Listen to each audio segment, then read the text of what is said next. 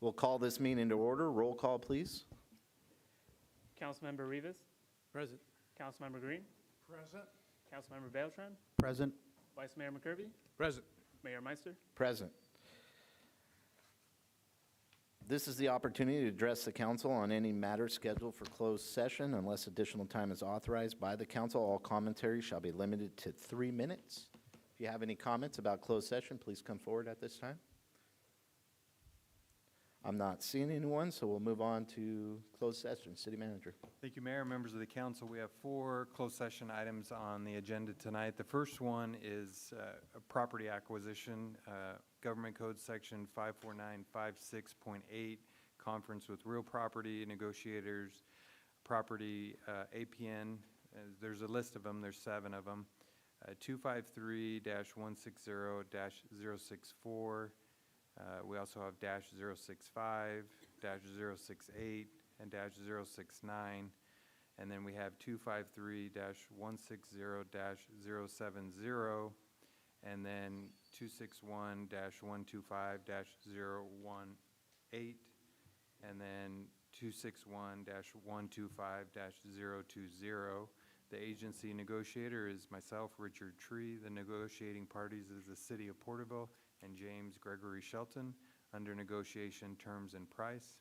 Item number 2, Government Code Section 54956.9D1, conference with legal counsel, existing litigation, Selena Bolter versus Ochea, Carlos Jose et al., Tulare County Superior Court, case number VCU 316725.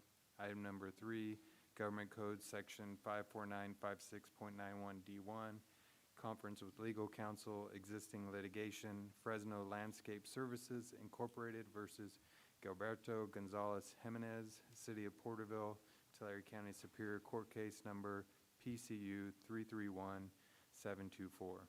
And finally, Government Code Section 54956.9D2, conference with legal counsel, anticipated litigation, significant exposure to litigation, 4 cases.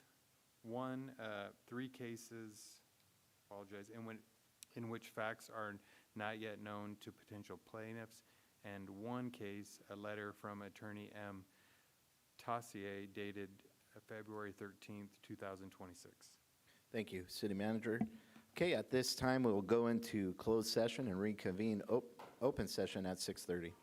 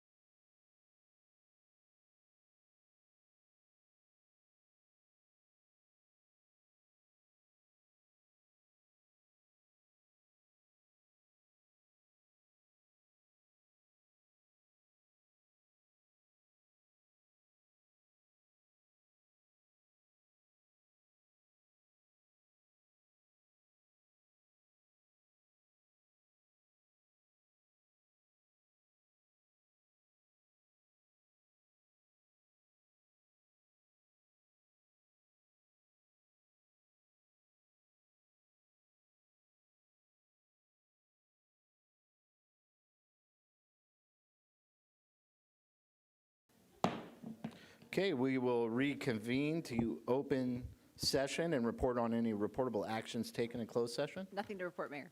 Thank you.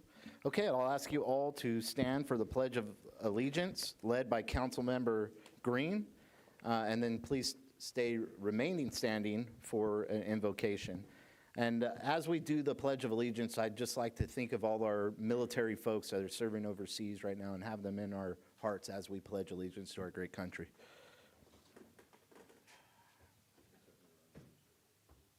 Pledge.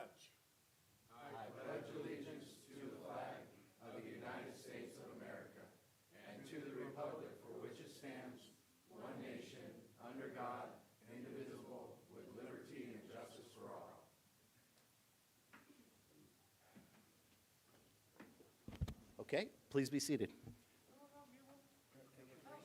Oh, go ahead. Yes, go ahead. You weren't coming up, so. I thought she was going to go, so I was like, she got the hand. I was waiting for the word invocation. I didn't want to just jump up. Go ahead, ma'am. Father, in the name of Jesus, today I pray for all members of our city council. Father, your word says, let your arm be revealed in their lives, and may they increase in wisdom and stature.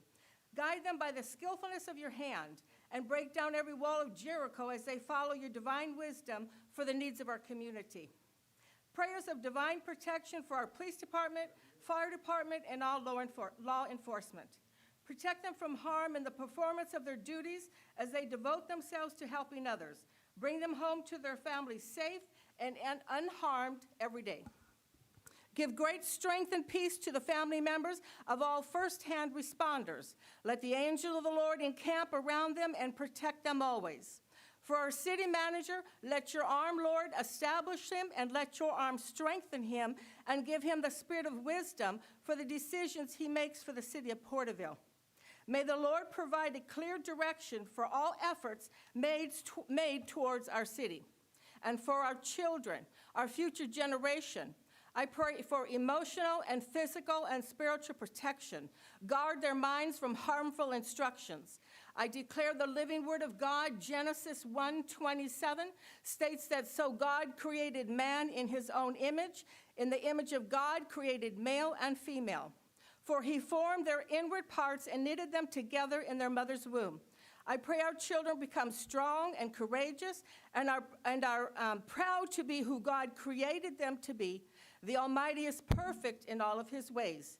Give our children rest in your shadow. Provision, Lord God, I pray for the Christmas parade, and provision, Father, for programs to be established to help the homeless, not just to give, but to help to rehabilitate them, to show them and teach them that there is a better way of life. And I pray that the city of Porterville will be make an effort always to empower our young people. We have our young children. We have our high school, our junior students. They're talented. They're smart. They're intelligent. And let's empower them to be the future generation of Porterville, that they know that they will walk in courage and strength and that the city stands behind them. And I pray this in the mighty name of Jesus. Okay, please be seated.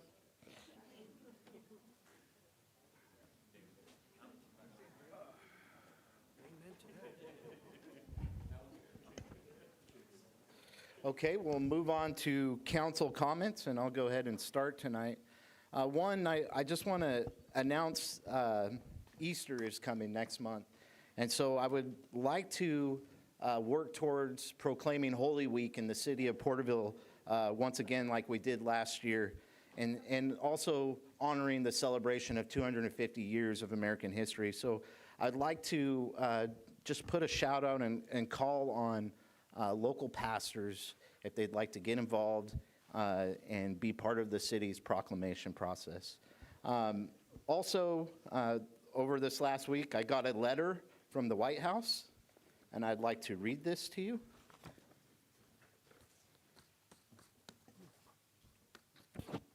The Honorable Greg Meister, Mayor of Porterville, Porterville, California.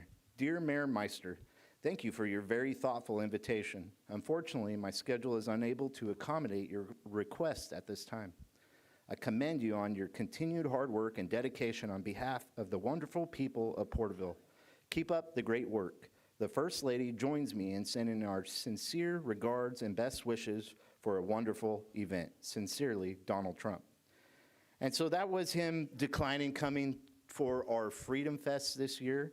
But I sent him some pictures of some of the things we're doing in our community as far as like the bus wraps, the In God We Trust, our city motto, which 83% of the people voted in, the Washington Monument, and then the battleship-themed playground. And we're going to be doing the largest fireworks show in Porterville's history this year on Freedom Fest, July 3rd. It's on the agenda tonight, and also a drone show. So it's really exciting, and I appreciate Mr. Trump, or President Trump, sending that letter.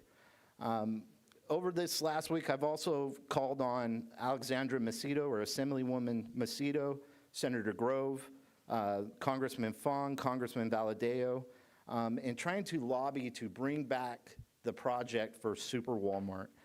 This is critical to get done in our city, and so we're using tactics as far as upward pressure and downward pressure to try to deliver this project, and I will continue to work on this.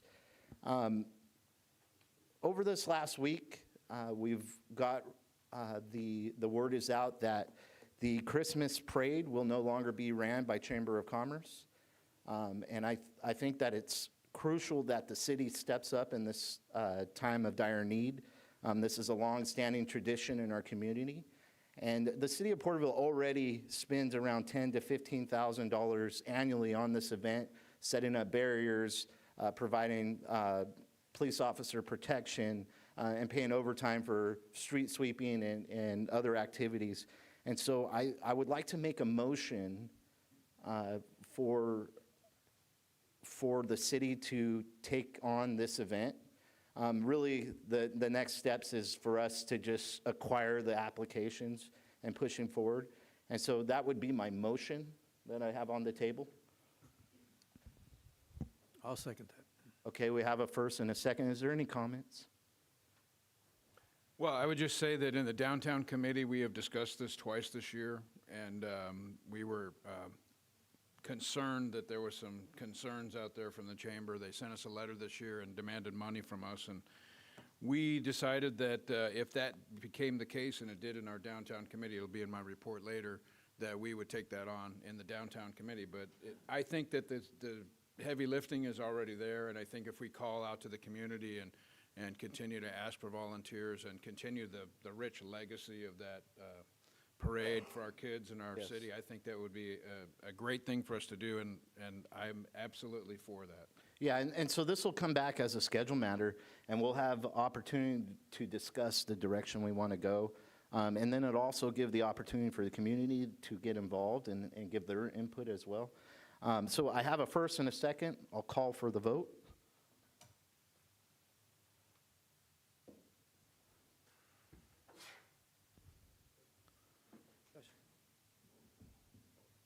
Passes 5-0. Thank you.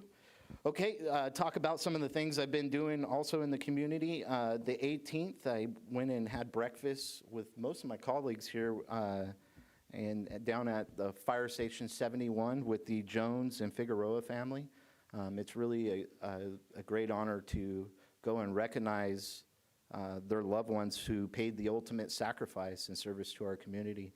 And so just wanted to state that, and like I said, it's a privilege to be with them. On the 20th, I met with Vince Fong. We sat down, we talked about some of the issues and the shortfalls in the city of Porterville, and some of the things that I highlighted in our conversations was the library, Fire Station 71, and the EOC remodel, and then also the airport expansion.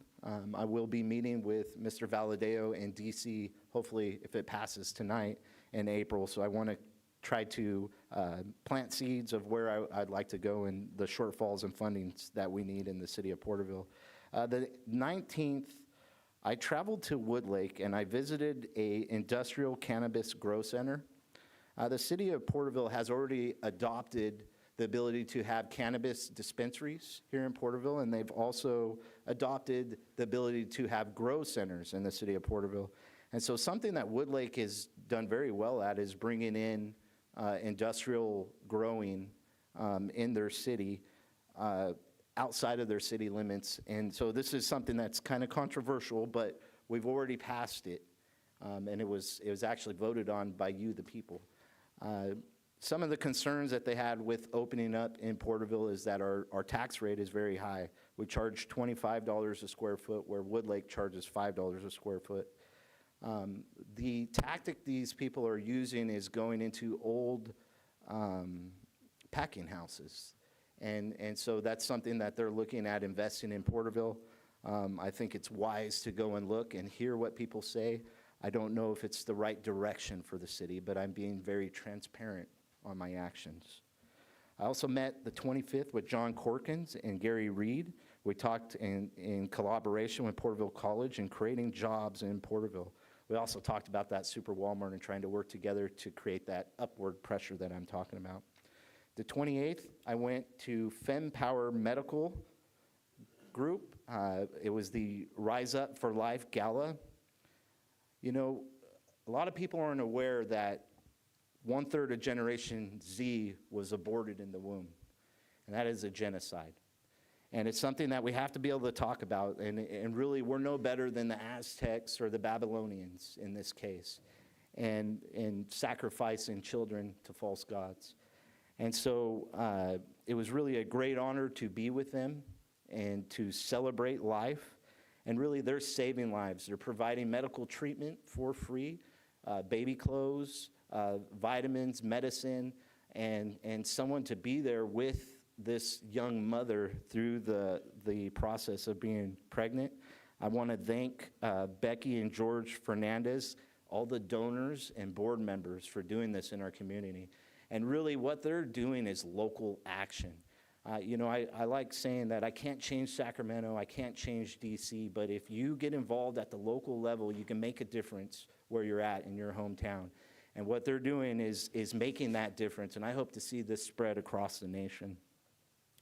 March 2nd, or yesterday, I went and read across America, or joined the event. I read at Olive Street School and Alta Vista School, Green Eggs and Ham. Met with the kids, and something I like about Green Eggs and Ham, there's two morals to the story. One is, you know, try new things.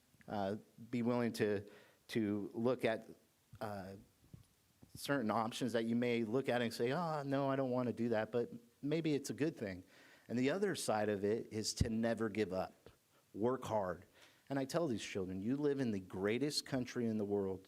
Don't let race or gender be a block. Do not be a victim.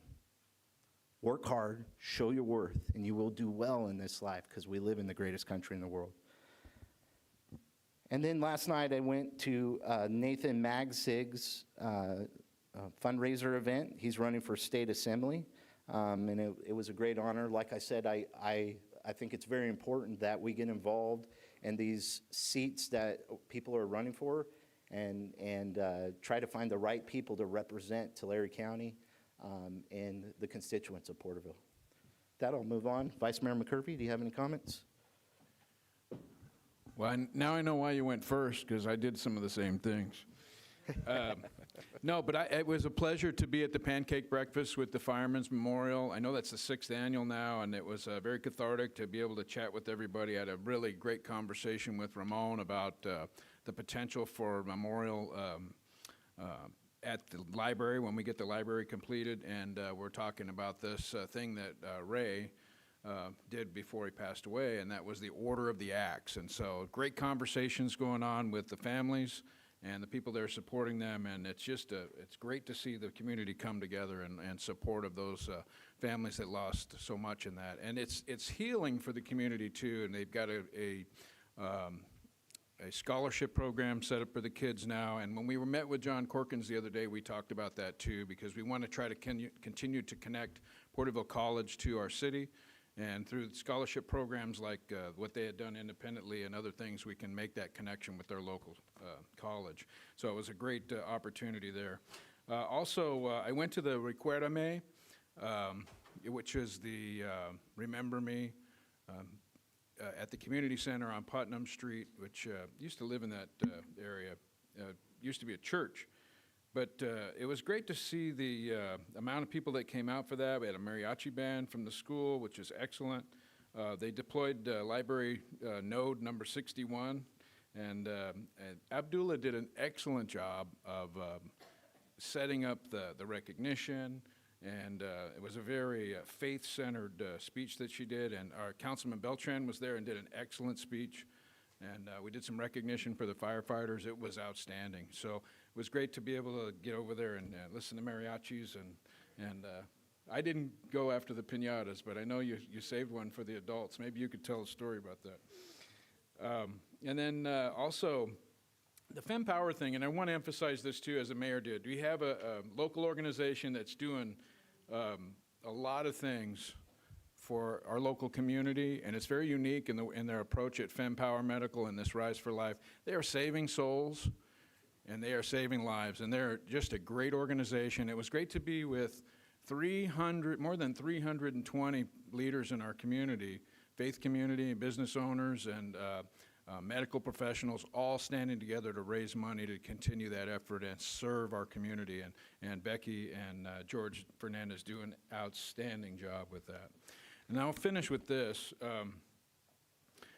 Last year, I pushed forward a parental rights ordinance. And at the time, it seemed a little crazy, right? AB 1955 was coming out. The Supreme Court struck that down, and rightly so, because the state of California had overreached and said that all of our teachers had to keep secrets from their parents. And it enables the bad actors that are in this process to groom children. It goes against the family. It's a terrible thing that our state was doing, and we knew it at the time, and we were pushing forward to say, hey, that's not going to happen in our city. And now the Supreme Court has said it's definitely not going to happen anywhere in our land, and that's a great thing to see that. We see some common sense being restored, not only here in our city, but all across our nation. And we don't need to be putting our teachers in these unethical positions to stand against family. And we don't need to be conflating the perversion of some people in our society as if it's a civil right. This idea is coming to an end, and we are going to get biology returned to its rightful place and get sanity back in our community, in our city, in our country, and around the world. And that's what I wanted to finish with, Mayor. Thank you, Vice Mayor. Councilman Rivas. I just have a few. I attended the fire event for the two firefighters that unfortunately lost their lives trying to save somebody's life. So the event was very honorable. I met a lot of people that still remember the two firefighters, and you know, it's something that should not have happened, but unfortunately, you know, the risks are there. But you know, we as a society need to always remember them as their commitment to this to the community. So the food was great. The staff there were very generous. You know, it always reminds me of the times of when we as a community need to be together, stay together. Those are the times that we need to reflect on. So with that, my condolences to the family continues, because no one should lose a father, a son, or a family member in such a manner. But also, on another note, I went to the Charter Summit Intermediate Academy on the 25th. I was impressed with the kids there doing their event showcase, and you know, you got a lot of bright people here, bright youngsters, and we need to be role models for them as a community, as good stewards. So, you know, a couple of people that I spoke to, they had their presentations up there, and there were a few focal points that they were really passionate about. One was the elderly community service. Some of their presentations were very rarely spot on, along with the library. That was also spot on. The animal abandonment, that was also great. So, you know, it just brings a good warmth of togetherness when we focus on these kids, and you know, they are our future. They are our future. So if we can show them that we have time and care for them, I believe that we will have a great outcome. So with that, I liked it, and it was very well organized, and that Summit Charter is right on cue. So with that, I'll turn it over to you, sir. Thank you, Councilman Rivas. Councilman Green, any comments? No comments at this time, Mayor. Thank you. Councilman Beltran? Try and keep it brief. The first one I want to mention was we have an event here. It just passed this last Saturday, but it used to be called the City of Hope Spectacular, where we would raise funds as a community. This started with Mr. Schaefer back in the day, and supporting the City of Hope efforts down in Southern California. Over time, that adjusted. Is no longer a partnership with them. But this last one I wanted to recognize was, it's called Our Heroes Dream Spectacular. And what's really neat about these events, it was live music and performances, but it supported local veterans and first responders that deal with the stresses of their jobs. And I think it was just great, again, where every year there's a local nonprofit that's selected to receive the funding. And I think it was just a really neat event, again, that's just going back to those who serve our community. So just if you ever see that for next year, it's a once-a-year event. For next year, we try to promote it as much as we can on social media. But if you ever see that, just understand that it's a way to get a little bit of entertainment. It was $10 a ticket, but you're giving back to those in our community, whether it's the first responders or whoever the next nonprofit may be for next year. So just recognize when you see those things on social media that the things that behind it that are supportive. The last thing I'll talk about was going to the Porterville Library Junction. The 61st little library was really neat. Thank you, Chief Cogburn, and the firefighters and engineers that came and supported the event. Fire truck, the kids were just, you guys, sorry, police department, but the firefighters, everybody knows, gets all the accolades, and the kids were doing the sirens and the horns, and so just that interaction. But it was also, I mean, obviously it was in memorial of Captain Figueroa and Firefighter Jones. But to the Vice Mayor's comments it was great to see just on this beautiful Saturday, all these members of the community come out and just support those families and support literacy in our community because of the library at the time. They had nowhere to go, and so Mr. Tim Baker and Abduli Alvarado were recognized by the County Board of Supervisors, and I'm sorry for the last minute one. We did one for the City of Porterville, and thank you, Mayor, for filling that award. We had two because it was a last minute one. You were able to sign one, and I signed one. Sorry we didn't get the other council members, but Vice Mayor McCurvey, I believe, was able to also sign on it, and so didn't intend to leave anybody out. It was just a last minute thing. But just to recognize when there's those types of situations, just the individuals, again, in our community that step up and to support, whether it's the family in that tragedy, but also just continue. These are living memorials, and this is the 61st, and the goal is to get to 100 at some point. So when you go out in the community and you can see these, you can see all the efforts that's behind it. So thank you. Thank you, Councilman Beltran. Okay, with that, we'll move on to presentations, Employee of the Month. City Manager. Thank you, Mayor, members of the council. We're going to do things a little bit different in regards to the Employee of the Month in an effort to highlight each department, the good works that they've been doing, the differences, which divisions, some of them have divisions, not only for the council's benefit, but also for the community's benefit. I've asked each director to give a short presentation on their department, what divisions are included within their department, highlighting some of the good works that they've performed in the last 12 months. And so our Transportation Director, Russell Isom, is up first.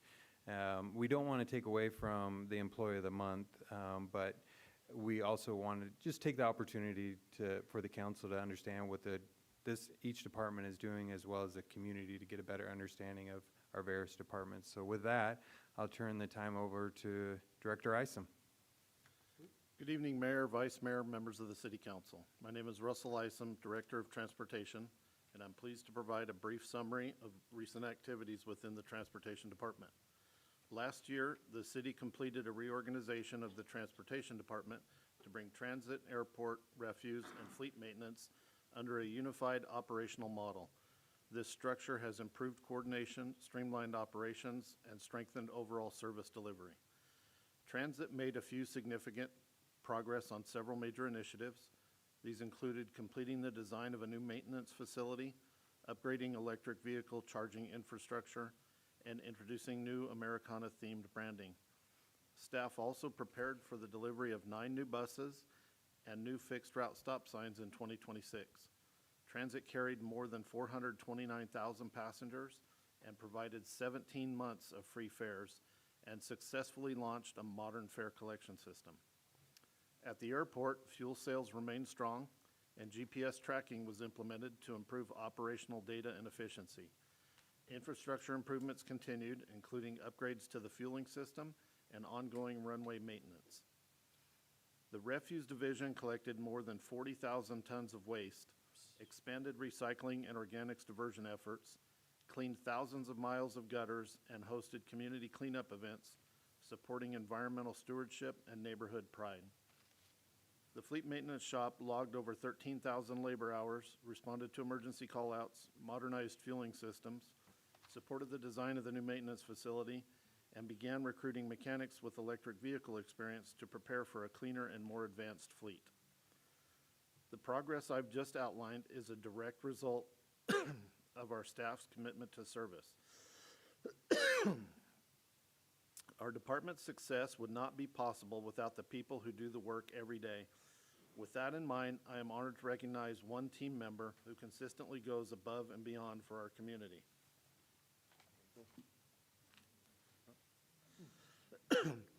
I would like to thank our Transportation Employee of the Month, Angel Sandoval, for his outstanding service and dedication to our community. As a dedicated field service worker one with 4 years of service, Angel Sandoval plays an essential role in keeping our community clean and running smoothly. His responsibilities include repairing and replacing residential and commercial trash containers, maintaining the cleanliness of the recycle center, loading green waste at the transfer station, supporting city events with trash service setup and tear down, and assisting with community cleanup events. Known for his strong work ethic and initiative, Angel is always willing to step up, never hesitating, even when called to handle the toughest and dirtiest jobs. He takes great pride in his work and finds the most satisfaction in serving and helping the community. He enjoys spending time with his wife, family, and friends. He loves cooking and barbecuing, as well as fishing and camping. He is also a proud member of the Dr. Samuel Gregg George 1855 Tulare Chapter Clampers.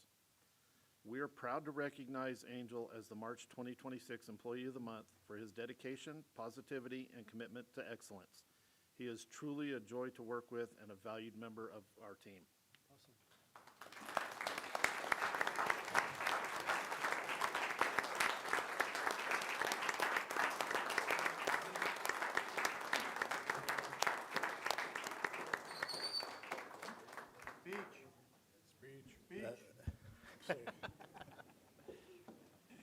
I don't got a whole lot to say, but at this time, I'd just like to thank all my supervisors and superiors for the nomination. I greatly appreciate it and look forward to continuing on the same path. Thank you. Thank you. Great job, Mr. Sandoval. Getting away. Mr. Sandoval, would you give us the honor of taking a picture with us? And you could bring your family up as well, please.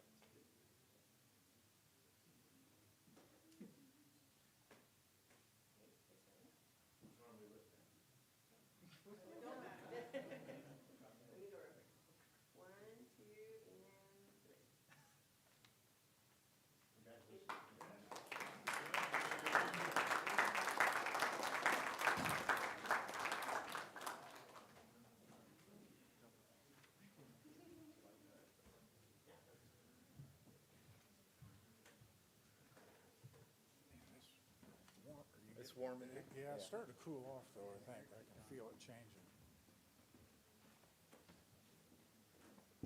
All right, thank you, Director Isom, as well. Great job.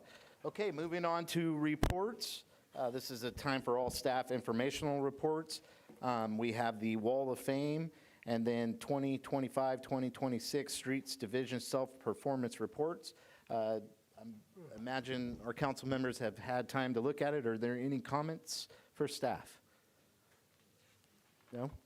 Well, I just love seeing the road work in Porterville, the final phase to reach 30 miles of self-performed street maintenance. Really looking forward to seeing Newcomb Street, Henderson to Porter Salut Bridge repaved. I'm excited about that one. I think we all are, right? So great job to our roads department and public works. Thank you. Thank you all. Okay, well, did you have a comment? No, I just wanted to say the same because, look, I get a lot of comments about some of the things that are going on in the city, and a lot of people, some are complaining we're doing so much road construction because we're doing it all at once. Got But that, yeah.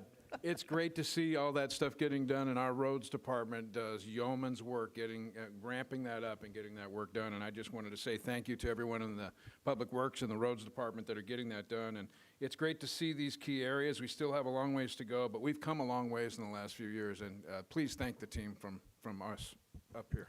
Yes. Yes. I just want to say, I want to echo those remarks from the mayor and the vice mayor. Thank you. Okay. With that, we'll move on to oral communication. This is the opportunity to address the council on any matters of interest, whether on the agenda or not. Please address all items not scheduled for public hearings at this time. Unless additional time is authorized by the council, all commentary shall be limited to 3 minutes. Brock Neely, address on record. The only thing I have is I respectfully request that item 12 be pulled, and those of you in Blessings of Liberty, recuse yourself for conflict of interest.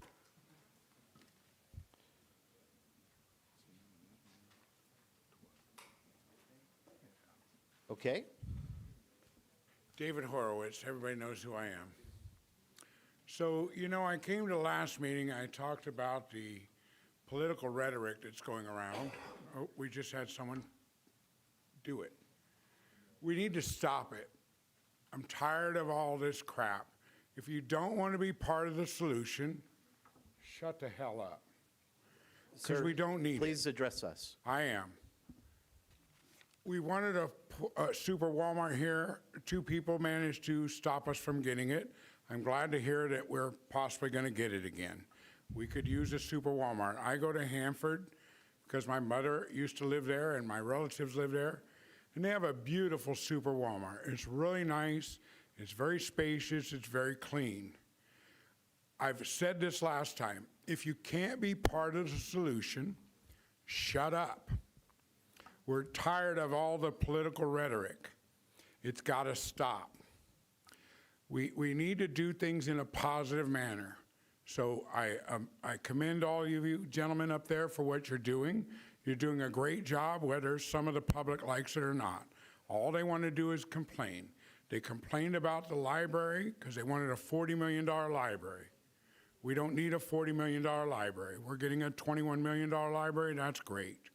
Then they complained about the location of the library. They complain about this, they complain about that. We need to stop the complaining and start being constructive with what we want to do. If you don't have anything good to say, again, I'm going to say it, shut the hell up. Thank you, by the way, to the chief of police for coming and talking to me about my problems with the anti-Semitism that's going on. And that's all due to this political stuff.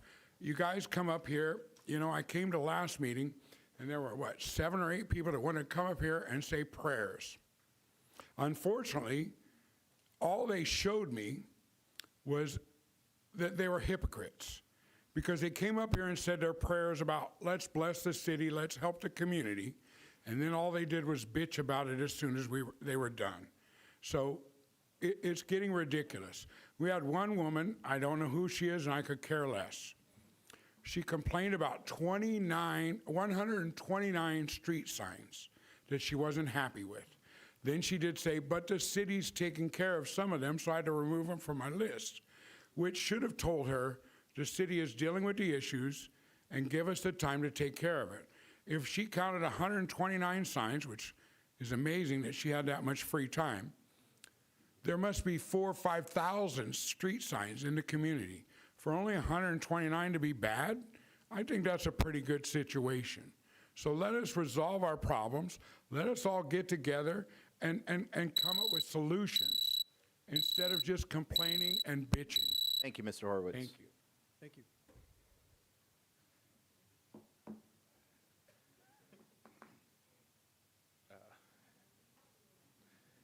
Adrian Moraga, Prospect and West Grand Avenue.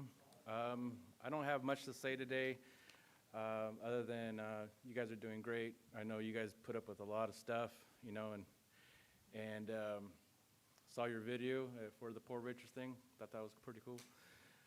But I'm here to introduce and stand with Katie Martinez, and she has something to say to you guys. Good afternoon, council members. It's a privilege to be here. I stand before you today asking for help to implement a purple ribbon for my 2 grandchildren who were left in a vehicle back in June 29th in Bakersfield, and my grandson Emilio passed away. It has impacted my life beyond words. And I would just like to promote some kind of awareness to other people in this town so that nobody ever has to stand where I'm standing at. I do have more information and more details, but I'm not able to tell you that now. National Hot Car Awareness is willing and ready to give us all the information to get to our businesses that they have. No one would have to do anything. I would provide everything, but if we could get information to our schools, doctor's office, put signs in our parking lots just to remind people that, you know, if you leave your kid in the car, you know, just a reminder that they check your back seat. It does kill in seconds, and it is real, and it can happen to anybody. So I thank you for letting me come tonight, and I hope that you could help me save another kid's life. Thank you. Ms. Martinez, Yes, sir. would you please leave your information with one of the staff members? I will, thank you. I'm sorry for your loss. Thank you. Sorry for your loss.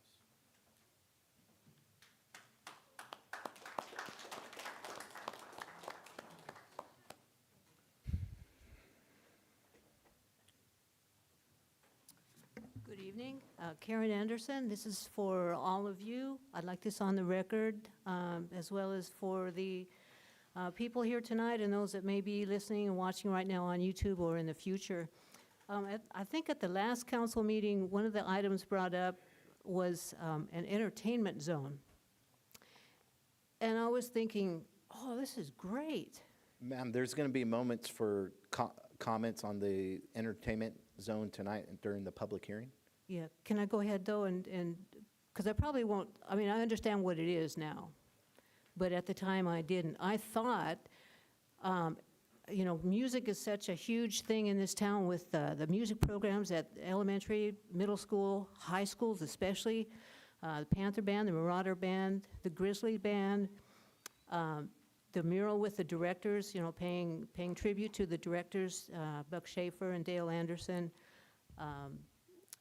So it's such a big deal in this town, and it's emphasized so much.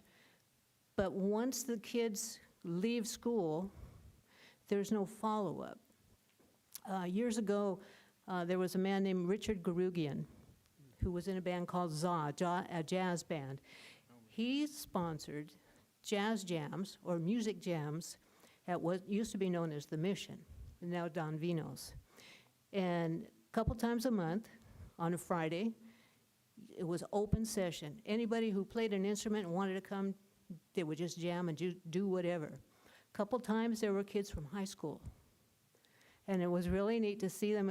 At first, they were a little apprehensive, but they wanted so much to play that they did it. And then over time, they kept coming. Over time, they got real comfortable with it. And it was nice to see them develop and grow in their confidence in that. I was thinking that's what the entertainment zone was.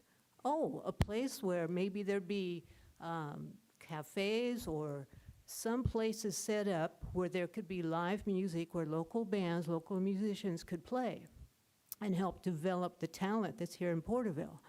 Of course, there's different tastes in music. That's fine. Just like in a refrigerator, there's different foods, people have different tastes. That's okay, it's all good. But I'm just wondering why there's nothing that's been developed as far as maybe encouraging or promoting music in restaurants or on the streets, or Visalia has, on their main street, they have music in all kinds of their restaurants. Hanford has a music festival third Saturday of every month. It's a Blues and Roots Jam. It's free. It's in a park. It's beautiful. Tulare just developed one of Cinder. Springville has a place for local musicians. So I just would like to encourage the city to promote something to help Thank you, Karen. follow the kids through their musical careers. Thank you, ma'am. Thank you.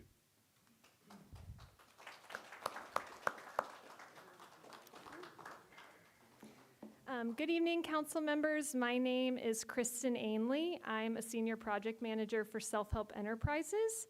I'm here for agenda number 11, which is a request that the city sponsor a home application with Self-Help for the development of the Foundry Affordable Housing Project on the city's West Springville Avenue property.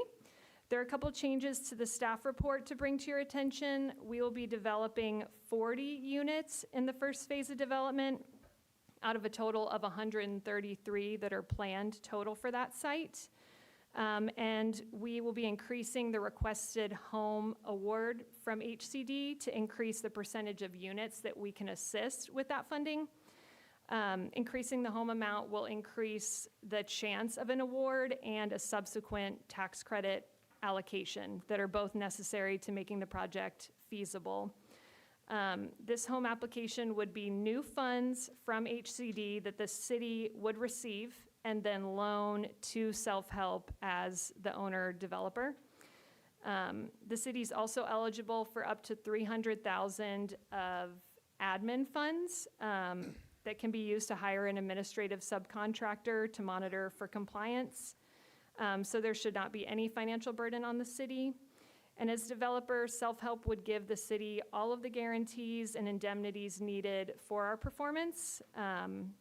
We have been building affordable housing since 1965, have completed over 3,100 rental units throughout the San Joaquin Valley, and have a lot of experience building projects with home funding, including recent projects, Sequoia Commons in Goshen and Palm Terrace in Lindsay. So I'm happy to answer any other questions that come up throughout the evening. Thank you. Thank you, ma'am.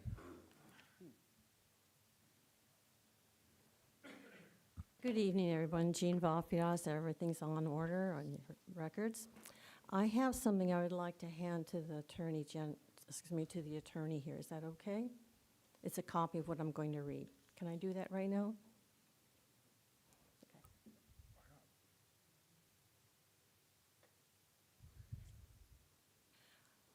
Tonight I have questions for the legal counsel. I would not expect the answers tonight, but would like the responses, answers back in writing. Questions for the legal counsel. 1, is there an oversight committee on the use and expenditures of Measure H and Measure I? 2, if there's no oversight committee on the use and expenditures of Measure H and I, what legal protection, action, transparency is there for taxpayers to be assured that the tax money in Measure H and I are being used as intended? Thank you for your time, and I'm glad we all have the right to speak what we would like to speak, pro or con. This is still United States. Thank you. Thank you, Jean. Thank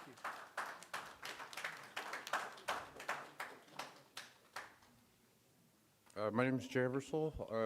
I'm speaking on behalf of the Pinka Apartments. I'm coming here to say I'm in the program that's getting help. And I want to be able to tell the community, I'm going to tell you guys thank you for what you have done. From my past to where I am today, I've really changed a whole life. And I want to thank everybody but I feel like with the program that's happening I think the management needs to be looked at because I feel that they're not making it a success for the people that's in this program. And I put a lot of time into volunteering for the community, and I just feel like they need to be looked at, Margaret, at Papinka, because I would like to see people succeed as well as myself, to be able to stand up for themselves. I've dedicated over 13 years. I started volunteering at Helping Hands. I volunteered at the Crisis Center. You guys probably seen my face many places. I've dedicated a lot of time. I'm just trying to be a success and be a part of this community. And right now it feels like I need help, like guidance, like a role model, somebody that's going to guide me in the right way. And I try to sit there and tell them, I'm here to fix what's needed, and I'm here to do whatever is asked. But there's problems. You know, I mean, I am a resident. My name is Jay Eversole. I stay at 306, 358 at the Pinka Apartments. Over the last 3 years I've been there, I don't feel like they offered the right things. I think that there should be another chance for somebody that really want to be there and help us succeed and guide us and just be, you know what I mean? It's hard when you don't got guidance, you know what I mean? All I've seen is write-ups. I just need your help, you know what I mean? I've put a lot of hours. You guys need to look into this Margaret. Thank you guys. Yes, sir. You guys have a lovely day. Same to you. Thank you.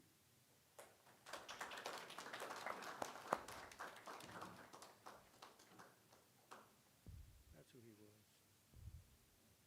Good evening, Mayor and City Council members. My name is Azra Harani. I'm Risa Sanchez.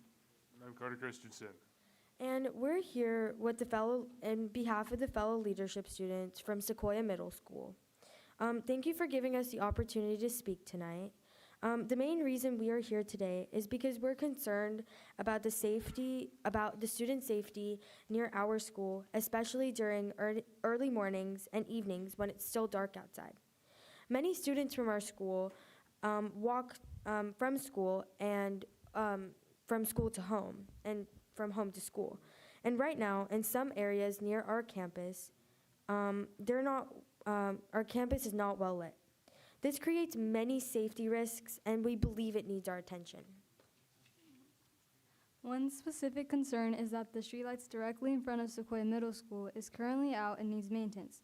This area is heavily used by students every day. In addition, streets such as North Beverly, the beginning of North Prospect, and West Castle Avenue are poorly lit or lack sufficient lighting. Some of these areas also do not have proper sidewalks. Without sidewalks and adequate lighting, students are forced to walk near traffic in dark conditions, which creates the risk of accidents.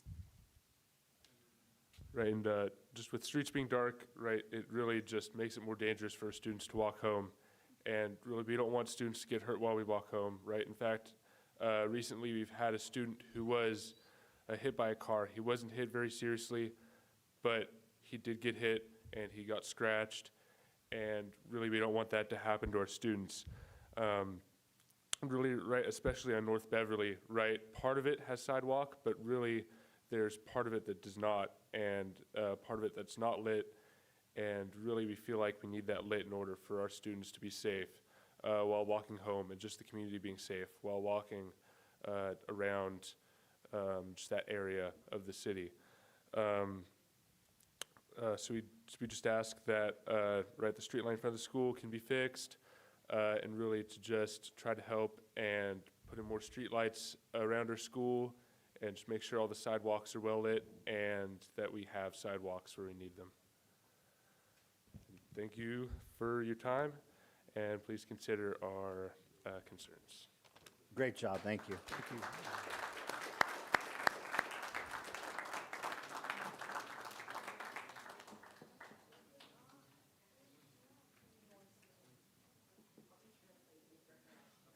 Okay. Buenas tardes. Dios los bendiga. Mi nombre es Erika Mosqueda. Mi dirección creo que pertenece al Distrito 5. Es mi segunda vez que vengo aquí porque en el 2023 mi propiedad, el río está atrás de mi casa.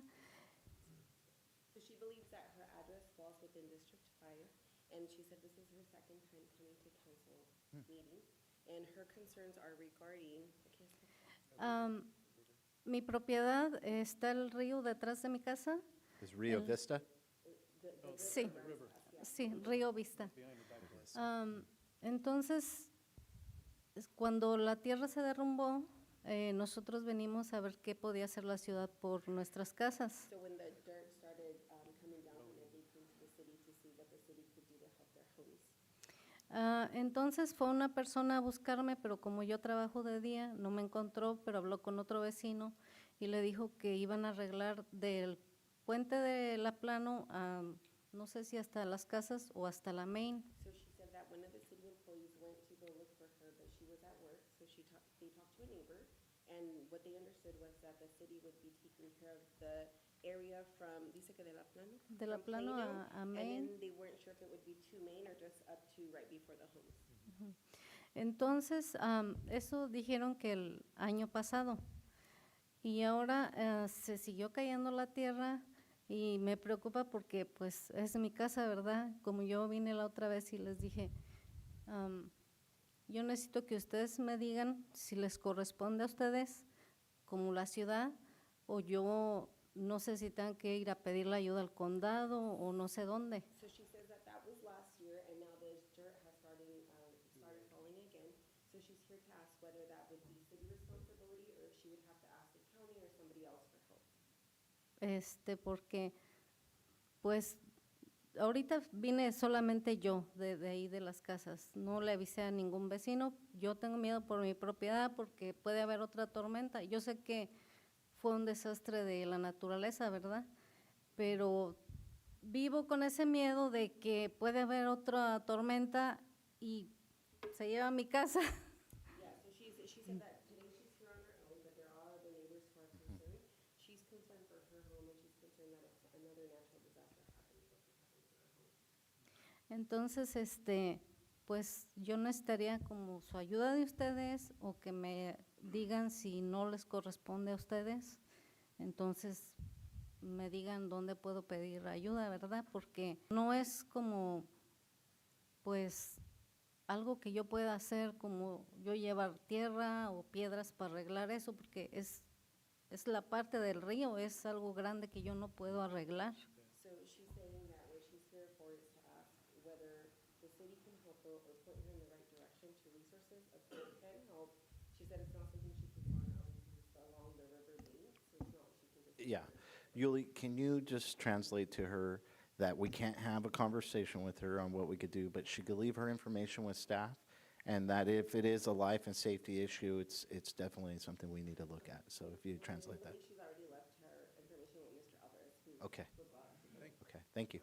Si quiere pasar para acá, le explico. Gracias. Muchas gracias.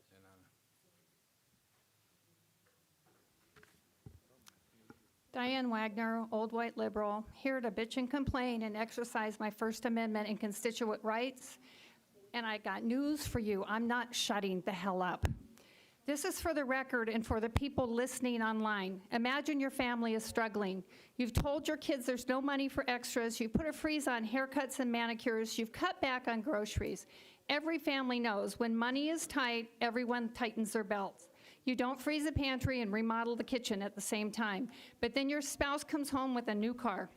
We've been told there's no money. We've been told the city must tighten its belt. We've been told that budgets must be cut by 30%. 30%. And we cannot afford to hire workers who fix our streets, staff our libraries, or respond to calls. We accepted that. It was painful, but we accepted it. And then we learned the truth. While services that real people depend on every single day are being affected and city workers are told to work harder and do without, the mayor and the city manager are packing their bags for Washington, D.C. $7,000 on a lobbying trip. $7,000. $7,000 that could be used to buy new library furniture or supplies used by city workers. But instead, that money buys 2 plane tickets, hotel rooms, and meals in the nation's capital for a trip that may produce nothing and whose results, if any, come are months or years away. We're told that TCAG will reimburse airfare. So the city will still incur, what, a minimum of $5,500 in costs for this trip? I travel to D.C. once a year. I know how much plane tickets are. $5,500 that could buy new library furniture or supplies city workers need to do their jobs. I'm not against pursuing transportation funding. I'm against the breathtaking hypocrisy of leaders who tell everyone else to sacrifice while they exempt themselves from the very austerity they impose. Leadership is not a privilege you claim while asking others to go without. Leadership means you feel the cuts you make. If this trip is truly essential, prove it. Show us the projected return. Show us who you're meeting with. Show us your itinerary for every day. Show us the plan, and if you can't do that, then cancel the trip, return the money to the people it belongs to, and lead by example for once. Because right now, the message you are sending to this city is loud and clear. The rules are for everyone else. And that is simply not good enough. Your constituents are watching, and just like any household, we know when the books don't add up. Lead by example. If cuts are necessary, make them everywhere, starting at the top. And I'm not shutting the hell up. Thank you, ma'am.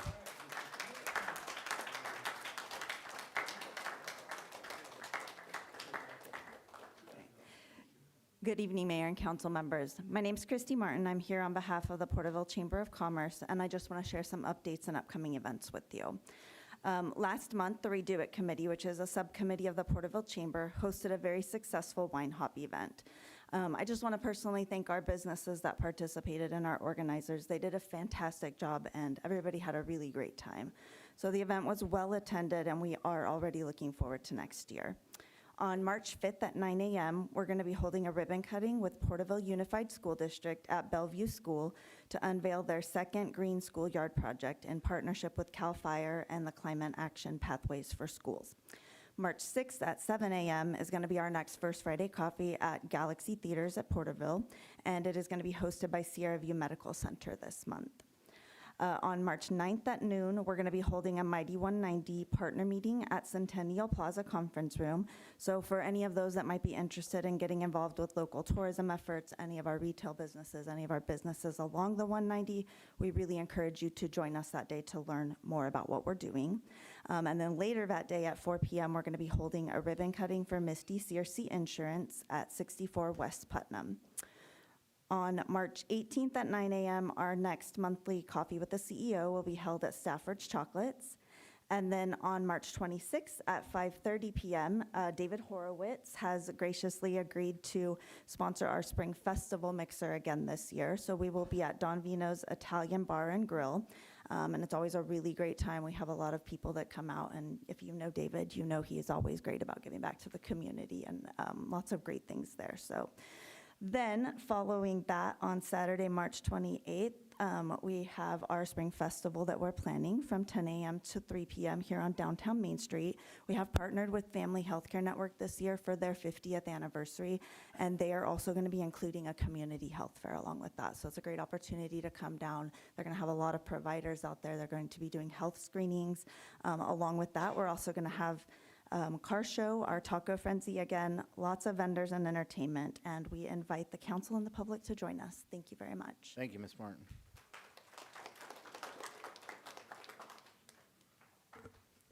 Corey Wells, address is on record.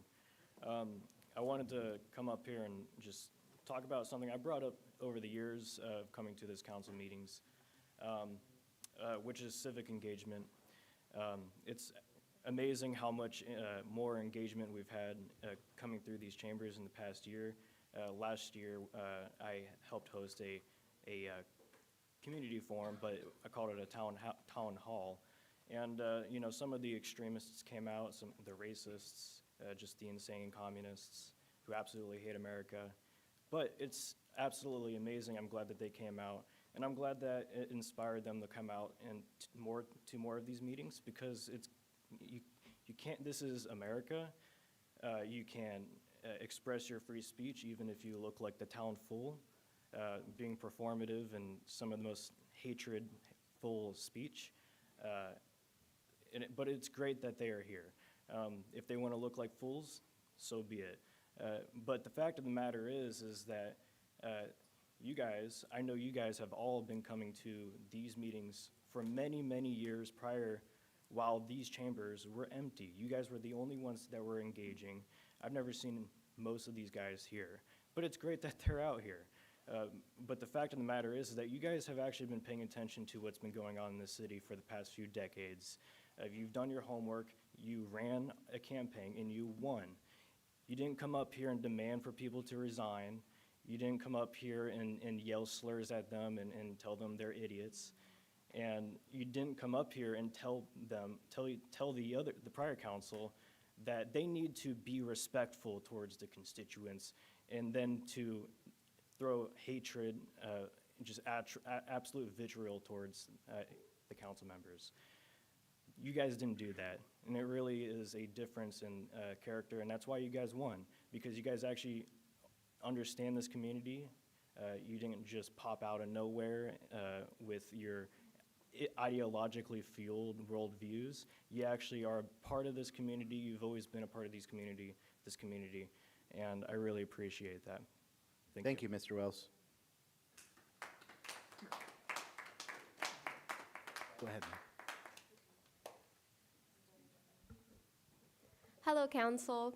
My name is Emily Garcia, and I'm a part of Porterville Youth Commission and the Veterans Homecoming Court. So I was there with Reading Across America at Olive Street, reading to the kids, and I believed it was a wonderful event. And the reason I bring up that I'm a part of the Porterville Veterans Court is because I was asked to attend the event, Our Heroes Dream Spectacular. And as Councilmember Beltran stated, it was a wonderful event with live music, singing, and dancing. And I think that it needs more promotion to the event, because speaking with my peers, there was not a lot of people who knew that the event even existed. And this is an annual event, so it occurs year after year after year. And when I viewed the audience, there was not a lot of people standing there. I mean, there was a portion of people, but I believe that if we promoted the event more, then we could get more people out there to help support the organization that runs it. And the organization that runs it, it goes towards a good cause, helping our veterans who have diminished mental health or are in need of assistance because they are on the verge of suicide. So I believe if we promoted it more, maybe even towards the youth, that would help greatly with more awareness about the event and getting more people out there to help support this cause. Like if we maybe put more flyers out there, or even like went across PUSD and distributed flyers to the principals and the school, because if we let the youth know more about this, then the youth is the heart of Porterville, so the youth will spreads across quickly, and then they can let their parents know, and then parents will be like, hey, that's something I'm interested in and want us to help support the cause of. So I think more promotion of this event is needed, and it's a wonderful event. The bands were amazing, the music, the dancing. Some people had outstanding voices, and I would just like more promotion of this event. Thank you. Thank you, ma'am.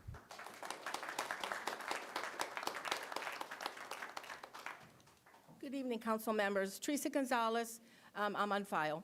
I am the woman who presented you with 129 street signs, and I am one who comes forth once a month, I try to pray for the needs of Porterville, and my prayers are not hypocritical. In fact, the Bible says that the prayer of a righteous man prevaileth much. I've never used this podium to criticize or condemn. I have worked 53 years of my life. I'm retired. I'm 70 years old, and now I am an ordained minister of the gospel, and my words are to teach, promote, heal, and to advise and to help others. My list that I gave you was a list of concern. I've never criticized the city. my voices of concern. And the 4 months that I used of my time, since I'm retired, I can use my time as I want to, and I don't waste time. And whatever I took off the list was because after the 4 months, I noticed that the city was changing those signs. Because some of those signs you can't even read, they're bleached out. So I will continue to come forth as others do and to pray, because that was as what God has called me to do. I am concerned for the city of Porterville. I do not condemn, and I do not put anybody down. I'm here to help and to show my concern, and I will continue to pray because my prayers are righteous as the others are. Thank you. Thank you, ma'am.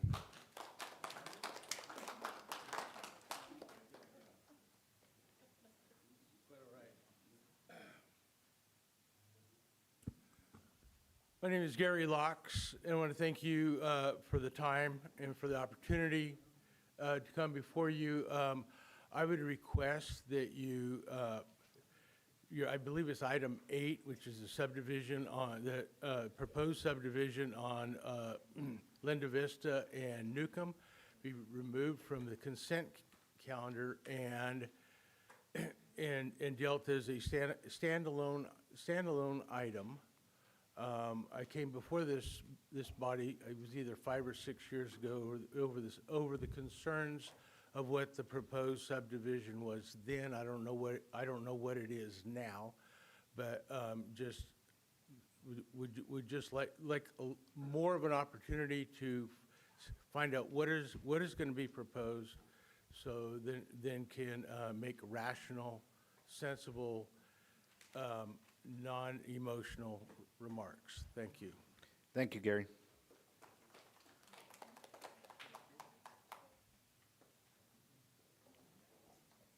Good evening, Council. Dawn Bennett, address on record.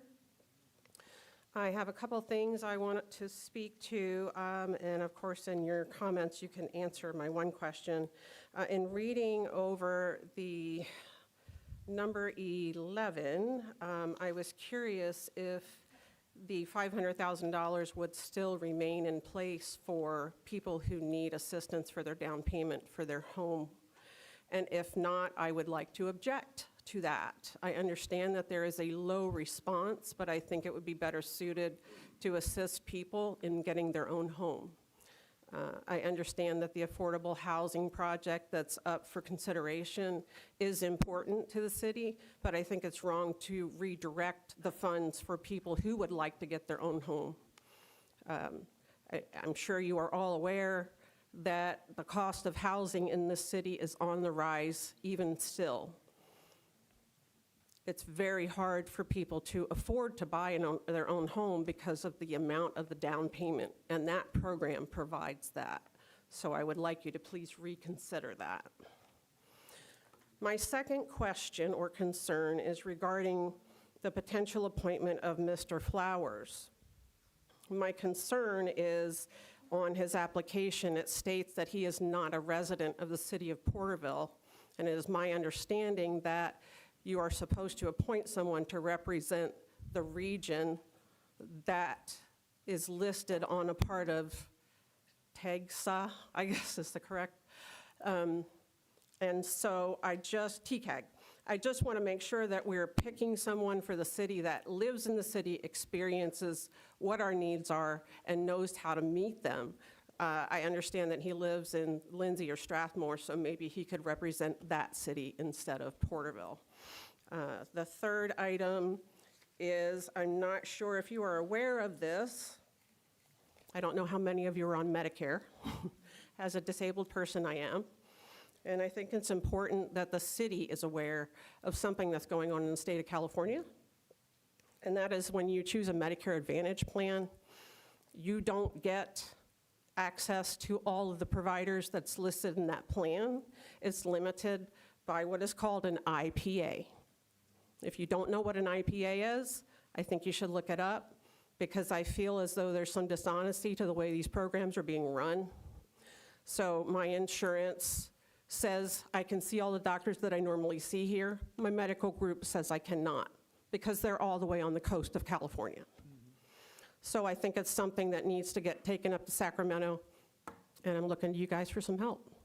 Thank you for your time. Thank you, ma'am.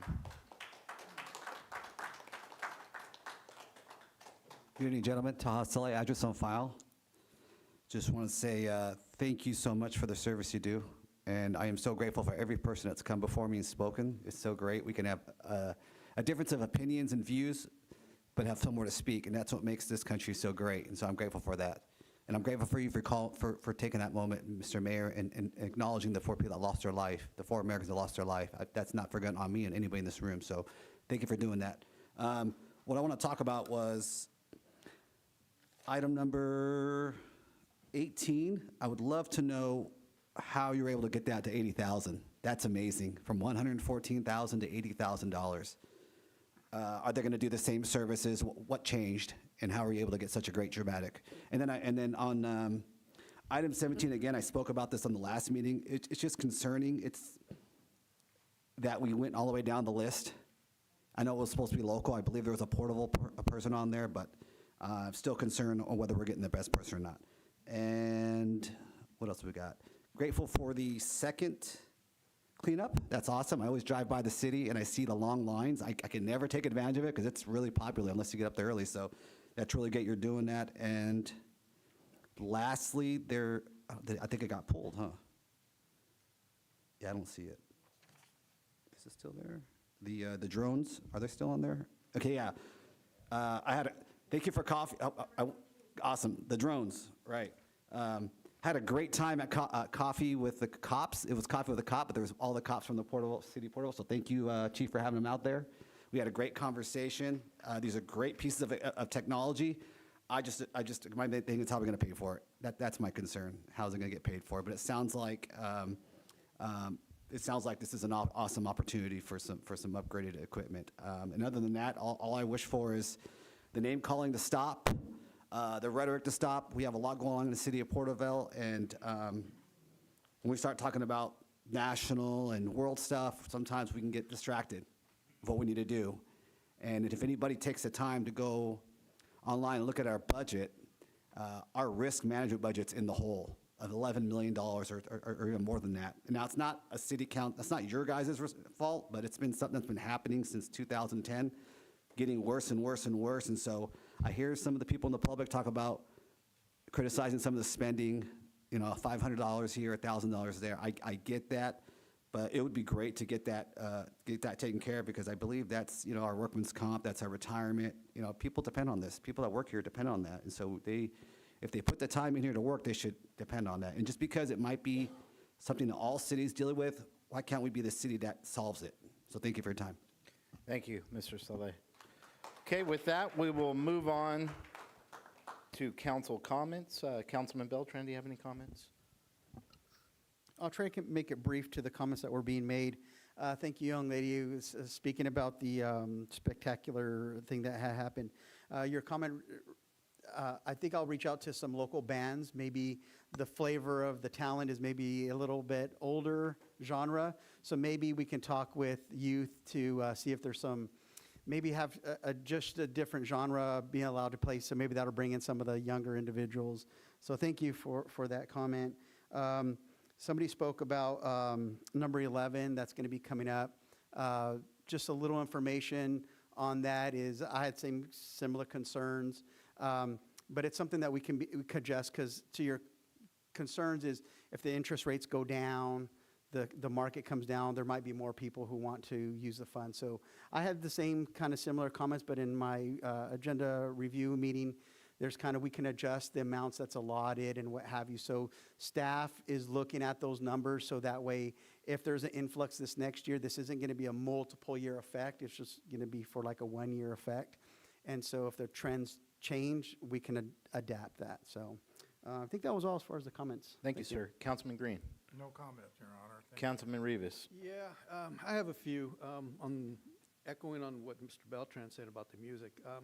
I do remember when I was growing up, I used to play trumpet with Buck Schaefer from Olive Street School to Porterville High School. And, I participated in some events in the Fresno Orchestra, and I came up first runner-up both times. But, we do need to have that type of stuff coming up. And, I would like to reach out and let's make that public because I wasn't aware that that was happening. But with Mr. Beltran making those comments. I think with him and letting it be known, I think we can manifest to bringing some of that stuff back for these kids, for the music, because I remember Porterville High School and Wenatchee High School used to have a tremendous amount of people in the band. Now it's just very, very small. And, you know, that's very concerning to me, because I remember that used to be the life of a parade. Porterville, I mean, you knew when they were coming by, and then Wenatchee would come at the end, or the next parade, it would be Wenatchee and then Porterville. I mean, that was the spirit of Porterville, is those high schools. But now we have Granite, so we have to put them in there somewhere. But I encourage more, hopefully, if we can find a way, more funding or more, so we can have these musics come back to how it used to be. Because I remember Wayne's Music, and then the one in Don Vino's. I mean, I still have my trumpet, and once in a while I'll go out there and play a few tunes. And but anyway, that I look forward to that, and I would like to bring that back to Porterville for the kids, for the community. So with that, also on this other topics of civic demeanor, yeah, we need that. We do need it, and but hey, that comes in time, and we'll address that when that comes. But in regards to all the other stuff, you know, that's about all I have. But other than that, you know, I'll save my other comments till later in the evening. So with that, Thank I'll you, pass it to you. Councilman Rivas. Vice Mayor McCurvey. Yeah, just a few things. Gary Locks pointed out something. That's going to be a public hearing that's going to come back, so we can bring that back and talk about that some more. It sounded like a 6-year-old issue. Maybe we could talk about that. I really enjoyed having the presentation from Sequoia Middle School, talking about some real issues that are affecting that area, and I know those things are noted, and I know they're already working on some of that. So great to have you guys here presenting. I hope they're still here. I don't know if they've left already. I think they're gone. It was great to see Teresa up here. Great prayer tonight, Teresa. Really appreciate that. Heartfelt and very uplifting. I remember the young lady who was here from before I got elected during the flood that had those issues with her yard. So I know that there's an issue there with FEMA and an issue with the river. I don't know that the city is going to be able to help, but we need to see what we can do with that. I mean, it's right on the edge of, they might even let us fix it, let alone pay for it. So it's a gray area, and that's a real issue right there, and hopefully we can do something with that. And I really appreciated the comments from Emily about the Youth Commission and the reading. I'm going to talk about this in the Downtown Committee at the end of the meeting tonight, and the Downtown Committee reports.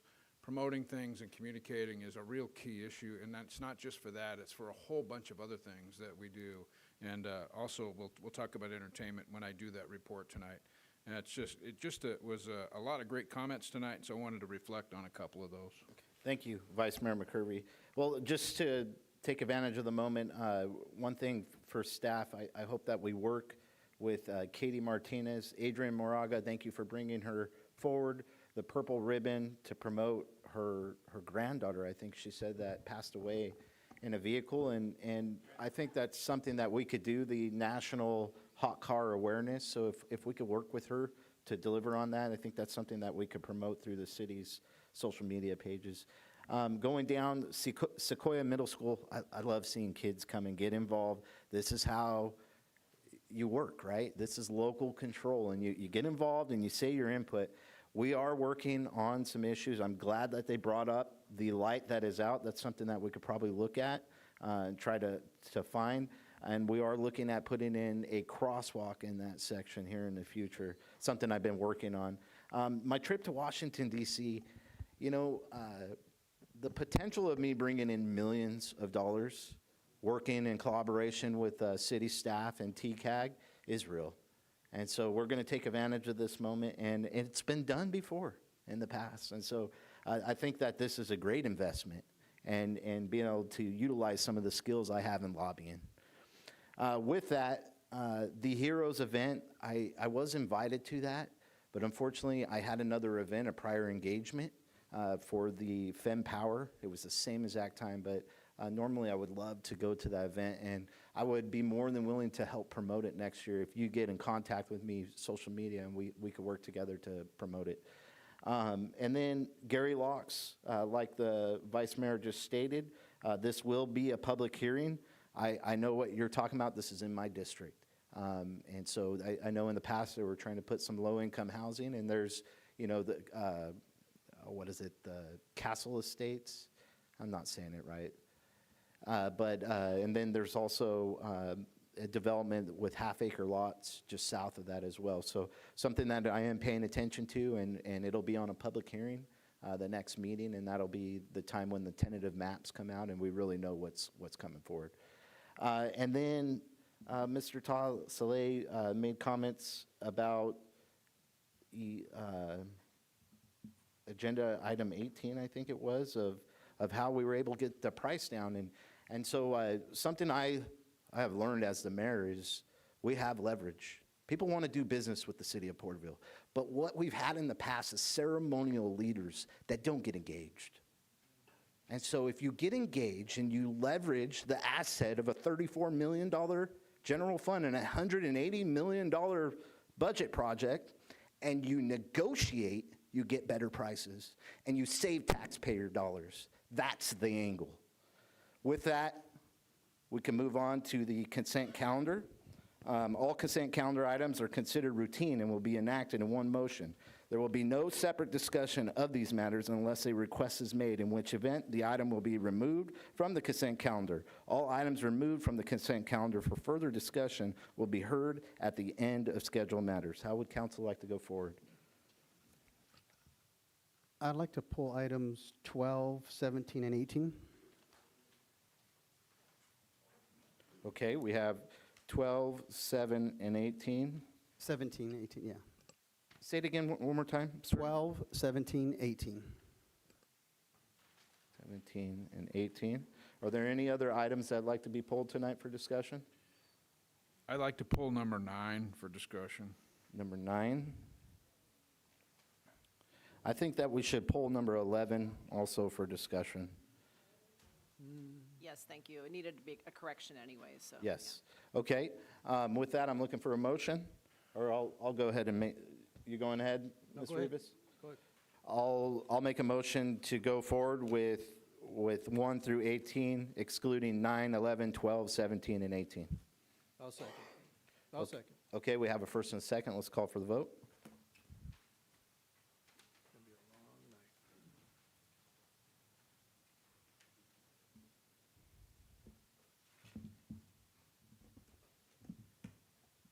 I didn't vote.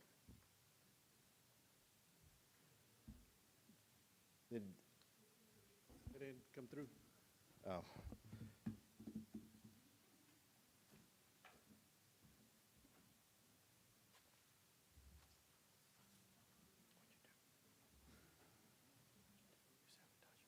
Technology, huh?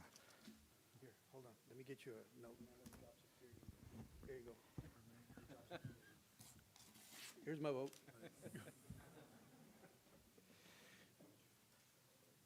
I have a feeling it's a 5-0, sir. Hey, make it public. I don't want no Bronze Act.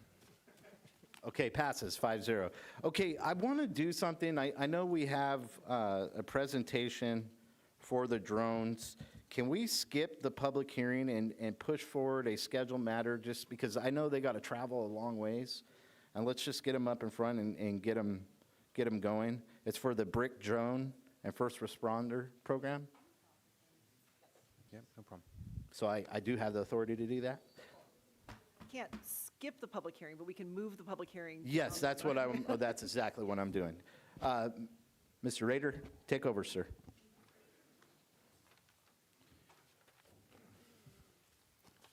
I'll begin with the staff report and then move into comments in the presentation. Good evening, council.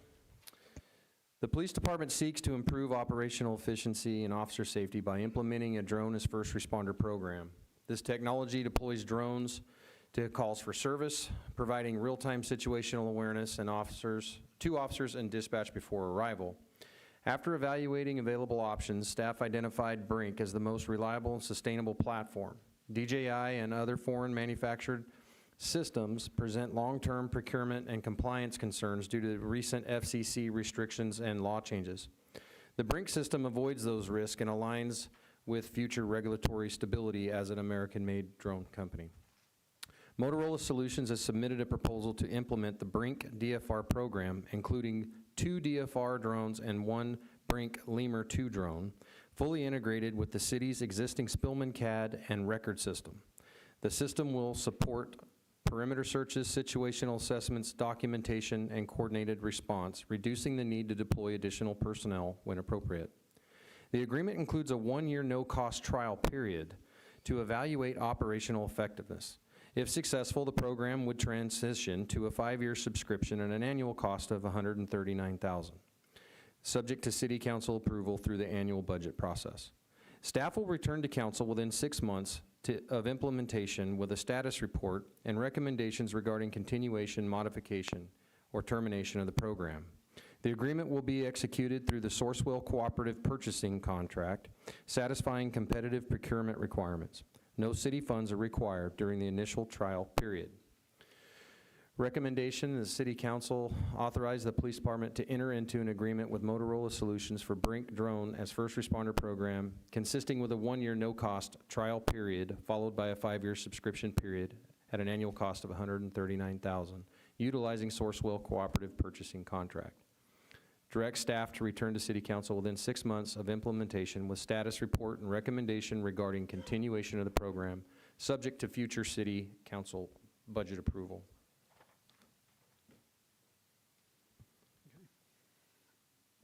Over the past 3 months, the Porterville Police Department has made a deliberate shift from a reactive model of policing to a proactive one. This transition has required thoughtful evaluation of our operations, strategic adjustments and deployment, and a renewed focus on efficiency and effectiveness. While we deal with today, I'm ensuring that we are evaluating for the future.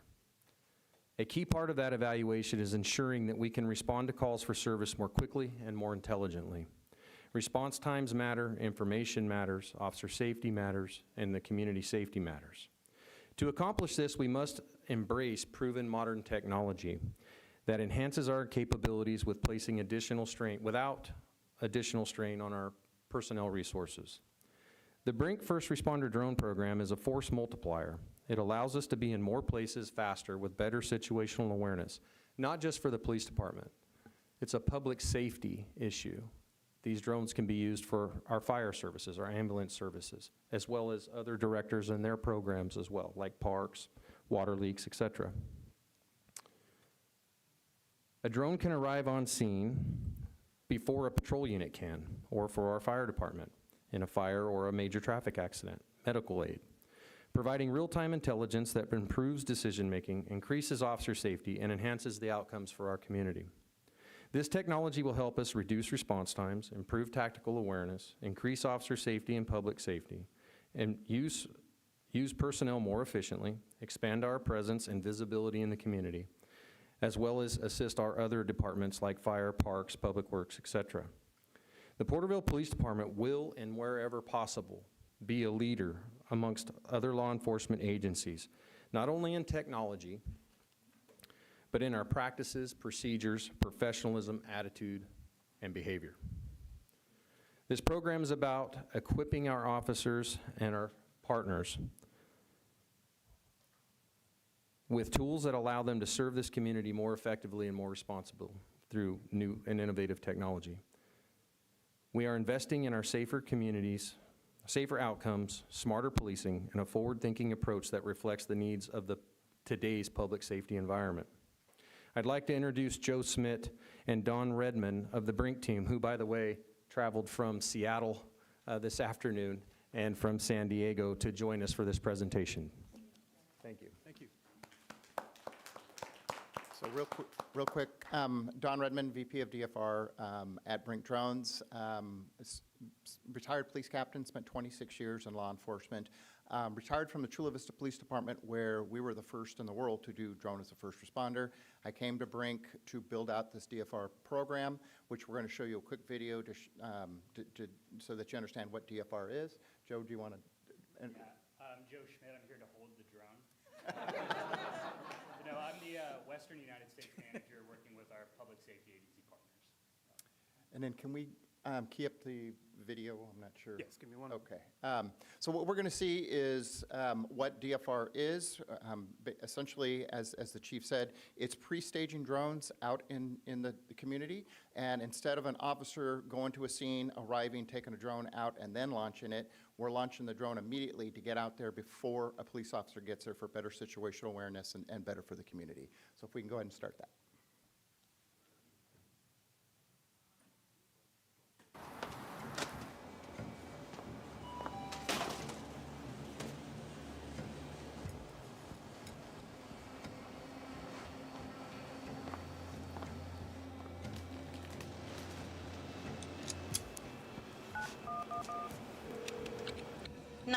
What is your emergency? I think I'm being robbed. 3 guys at my store and they have a gun. What is the address? Jack's Mini Mart, 6316 North 83rd Street. Responder 1 en route, arrival in 45 seconds. Edward 9, 3 minutes out. Edward 11, ETA in 6. Caller states 2 white males standing outside, possibly armed. 1 white male inside the store. Edward 9, copy. And we have our generational perspectives. We have our armed robbery in progress. Pull up the drone feed. Yes, sir. 3 suspects are on foot. Alleyway adjacent to the food mart. Wait, is that just a lighter? Unit standby. It appears to be a lighter. Responder 1, affirmative. Object appears to be a lighter and not a weapon. Edward 9, copy. Got it on the live feed. We'll make contact and advise. It's not hard to imagine how this situation could have gone differently. Brink is building a system to give first responders more information before they arrive at emergencies and lower response times. Specialized drones are pre-positioned in robotic charging stations at strategic locations throughout a community. The system is integrated with 911, computer-aided dispatch, and other software to deploy the aircraft autonomously in seconds. These drones can deliver life-saving payloads faster than ever. With an onboard two-way audio system, responders can even communicate remotely to provide instructions. All right, we have help headed your way. We've dispatched a drone that's equipped with an AED. Did you just keep giving me updates on your status? They can also gather intel or de-escalate a situation. Drones can be deployed in the field to get a fast bird's-eye view of any situation and generate 3D models for documentation or courtroom use. DFR allows first responders to see through smoke and identify hotspots or locate suspects and devise a response that minimizes risk for everyone. The drones also mesh with each other for extended range across entire communities. Agencies around the country have already adopted DFR programs. On average, they clear a quarter of all 911 calls with drones alone. They get eyes on scene in less than 70 seconds and have achieved 50% faster response times agency-wide. Enter the future of public safety today with Brink DFR, because this is just the beginning. So that's just a quick Responding to promo video emails of takes our time, but company. not with- Commercials. Commercials. Brink, as the chief says, we are an American company. We are based in Seattle. Everything is built in Seattle. Why that's important is we are the second largest American drone company, but we only build for public safety. So why that is important is because we only build for public safety, the biggest thing, and you probably saw it on the video, is red and blue lights. Right. So the community knows that the drone is in there, that it's a public safety drone. It has the ability to have a siren on there to turn it on to get people's attention. It has the ability to do both English and Spanish translations in giving announcements. It also has the ability to carry life-saving payloads. So if there's somebody who's stranded, that needs water out on a trail or something, we're able to deliver that with this drone. And I wanted to correct the chief a little bit on this. It's not free. Motorola, through their partnership with Porterville, they're actually paying Brink the first year of your service. So it's extremely expensive that first year because it's a full implementation, but Motorola is covering that aspect because of the partnership with the city and the police department. So, I always hear it's free. It's like it's not free, but it's their commitment to the city. So happy to answer any questions if you have any. Well, bringing it back to the council, Councilman Rivas, do you have any questions? I think this is the future, if you ask me. I have family in San Diego, and you said you were from San Diego? Is that- Chula Vista. Chula Vista. Yeah, down in San Diego. Yeah, Yeah. Is there, I'm not sure, but is that active over there in San Diego? Oh, yeah. Oh, yeah. Okay, yeah. so then I did Yeah. see one of them off the 5 and 10, off the Yep. 8, off the 908, 905. So I think that, I mean, you got me sold. You got me sold, because, Thank you, sir. I mean, I just seen the response time from being the officer leaving wherever he's at or she's at to where that drone got there in 70 seconds, 30 seconds, and that's a direct flight. So you got me sold. My question is, do you have an extra one for my house? We'll see what we can do. Okay, I appreciate it. 100 and something No thousand quid pro dollars. quos, Councilman Rivas. That's great. You sparked me, Councilman Rivas, and there's so many things with this as far as a game changer, and we'd be the first city launching something like this in Tulare County, from my understanding. Another major factor, and it's amazing that we get to test drive it for a year, right? Yeah, And we could still absolutely. back out if we're not 100%. satisfied. Correct. Some other stuff that I just think about in our community, it's been a couple months now, but we had a car chase through our community, and it ended up having a collision with a sheriff and the suspect. And one person was killed, and the other one is wounded really bad, and they ended up crashing into the front of someone's house. And I think of technology like this where we really could back off and let that person run, and then they'll hopefully slow down because they're not seeing lights being chased. But then you have the drone, the eyes in the sky, and you let them go land where they're going to go, and then you go get them once they're done running. And so I really, like Councilman Rivas said, this is a game changer. Yep. This is a game changer for the way we police in Porterville. Not only that, but as far as our new trails, we've got a couple trails coming through town, and this is a way to monitor.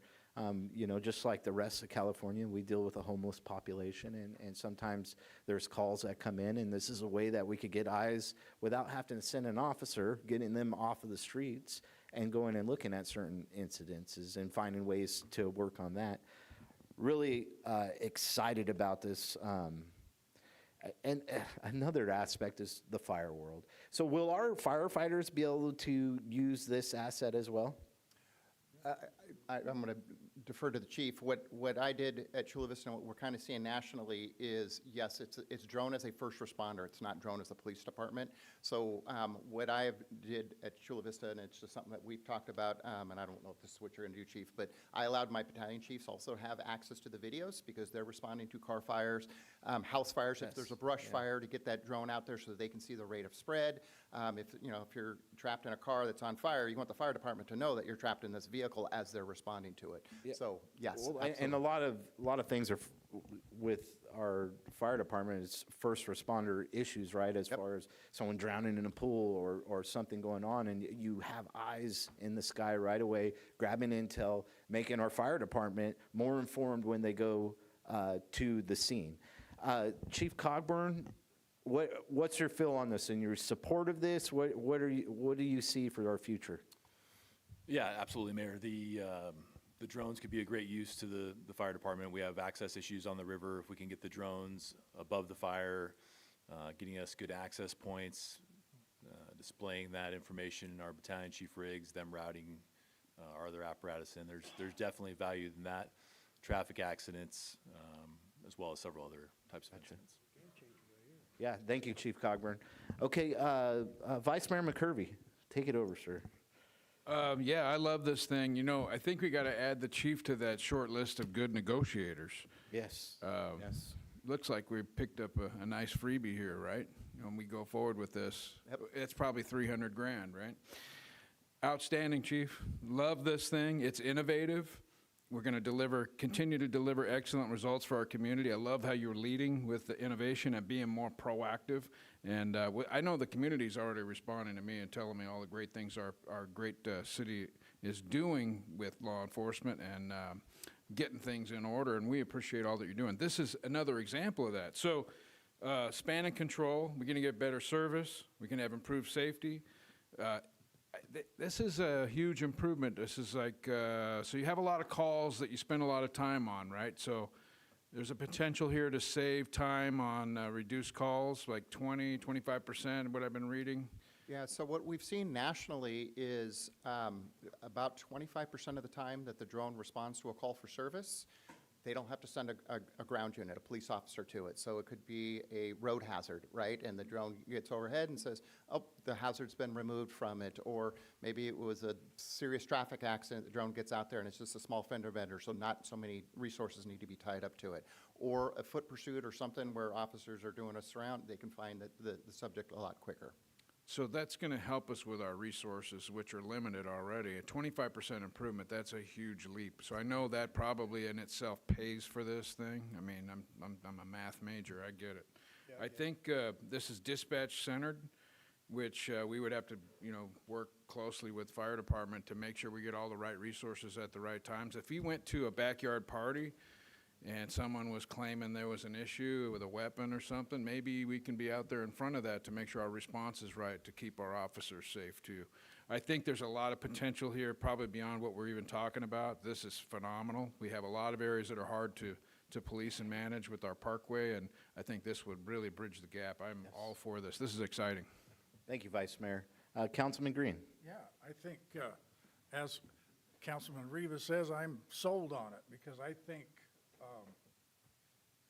it could prevent Porterville police officers and fire fighting personnel from walking into a deadly situation by getting firsthand information and eyes on the situation. So I think it's public safety, but it's also a great safety tool for police officers and firefighters. Public responders, first responders. Thank you.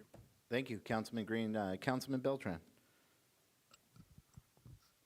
A couple of my questions are, I noticed in the informational, it says it's weather resistant. What's the difference between weather resistant and weatherproof? Well, we tested in Seattle, so we know it can fly in rain. I was curious about that because, yeah. Yeah, so the biggest problem is wind. So when you get up over 30 mile an hour gusts of wind, we could still fly in that, but trying to get the drone to land in the base station is the biggest issue. But we've got Queen Creek, Arizona is one of our customers, and it gets very hot in Queen Creek, so there's no issues with that.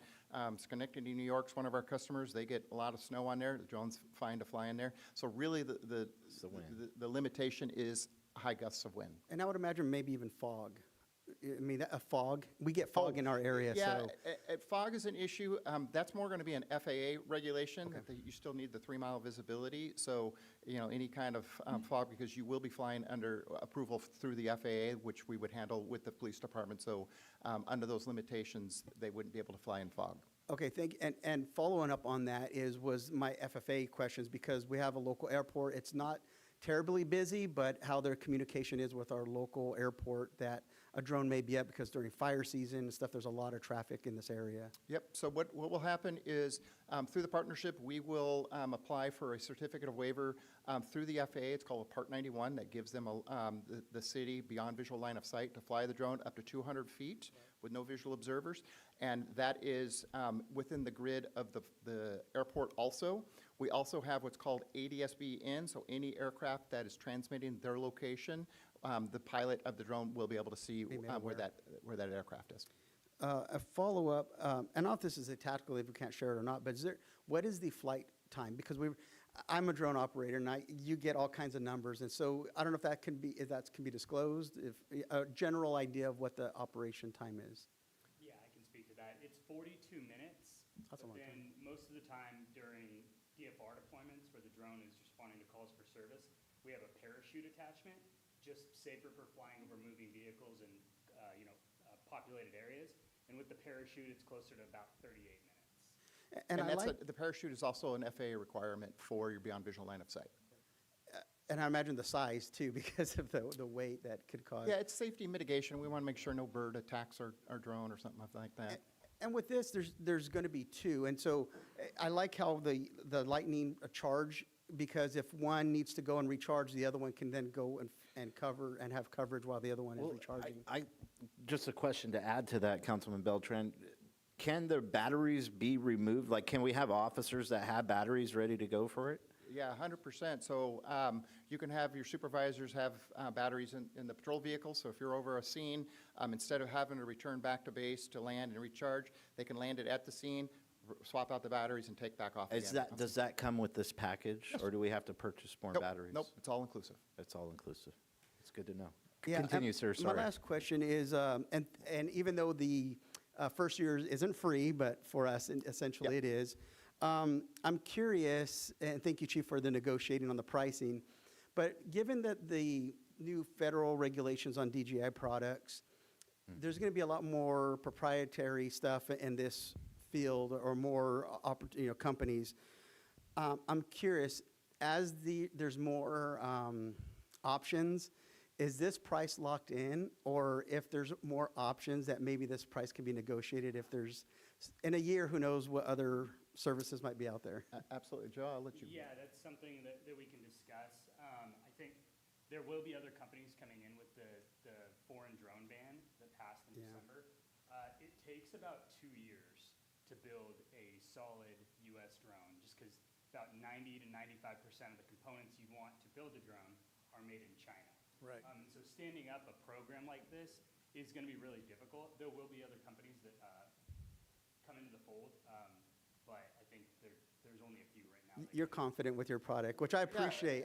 I love that. Yeah, I mean, I always say, technology is great. It pushes companies to do better. Yeah, competition's great. Right. And if it doesn't, I just didn't know if this was a locked-in price versus if things do change, it could be negotiated again, if need be. That's all. Yeah. All right. Maybe, if I may, on that question, Josh, can you explain a little bit more on the all-inclusive, what comes with it, and if there's upgrades, say you have a new product, can you explain that to the council? Yeah, absolutely. So the way that we bundle everything, yeah, I'll speak to this. You sure you can? Yeah. All right. So the way that we do everything is Brink handles all of the installation of the docking stations. We work with facilities and IT to set everything up, make sure everything's running effectively and efficiently for your go live, so you can start responding to calls for service. We include the hardware, we include the software. We don't limit it by licenses, so you can push the video feed out to police, fire, anyone you want to be able to view that feed for the calls. We include batteries. We'll do unlimited battery swaps, so if your battery runs 500 charge cycles, you probably want to swap that out. And then every 2 years, Brink will upgrade the department to the newest system. The drones are evolving rapidly. It's like the smartphones in the 2010s. They're evolving rapidly. We want the agencies that we partner with to be using the latest and greatest. So every 2 years, we would upgrade the department to the latest and greatest, and they actually keep the older drones, because the older drones are still fully capable platforms. They're just not the latest and greatest. Right. So we do that every 2 years. And then any sort of training that is needed, we provide that. And as Dawn mentioned, the FAA certifications. With that, every 2 years of upgrade, do you get to keep the charging station for that drone? Yeah, if the charging station needs to be changed based on changes with the drone, we would swap out. I got you. Yeah. I'm just thinking because if you don't have the charging station, then it's tough to use it, right? But if you're upgrading and we are getting new ones, then we would ultimately in 2 years have 4 drones like this in the city? Correct. And even if you don't, you have the station, the charging station. This drone is perfectly capable to be collapsed down into a case and deployed out into a vehicle for more mobile operations. Awesome. Yeah, exactly. So for fleet replacement, existing DJI airframes, foreign-made drones, you're building out your fleet with the U.S.-made. Gotcha. So that would get us in compliance with federal law. Correct. I understand. That's all. Yeah. So and any sort of repairs that are needed throughout the duration of this program are covered by Brink. We do airframe replacements too. So even if a pilot decides they want to fly into a tree, or send it up into the mountains, it doesn't matter, you get a new drone. Oh, wow. That's great info. I think you sold us already, but hearing that the insurance is, everything's covered, even our failures. So very impressive presentation. I think have a consensus, so I'll make a motion to go forward with the staff's recommendation on this. I'll second. Okay, we have a first and a second. We'll call for the vote.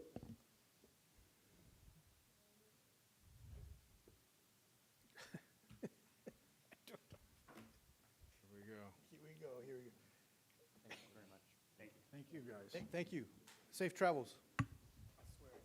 Here you go. Here's my vote again. Here you go. How- I'm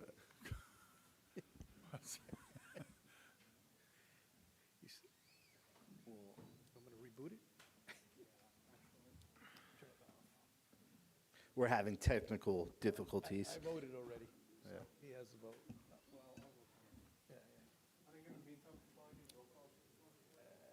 Yeah, I could do a roll call vote.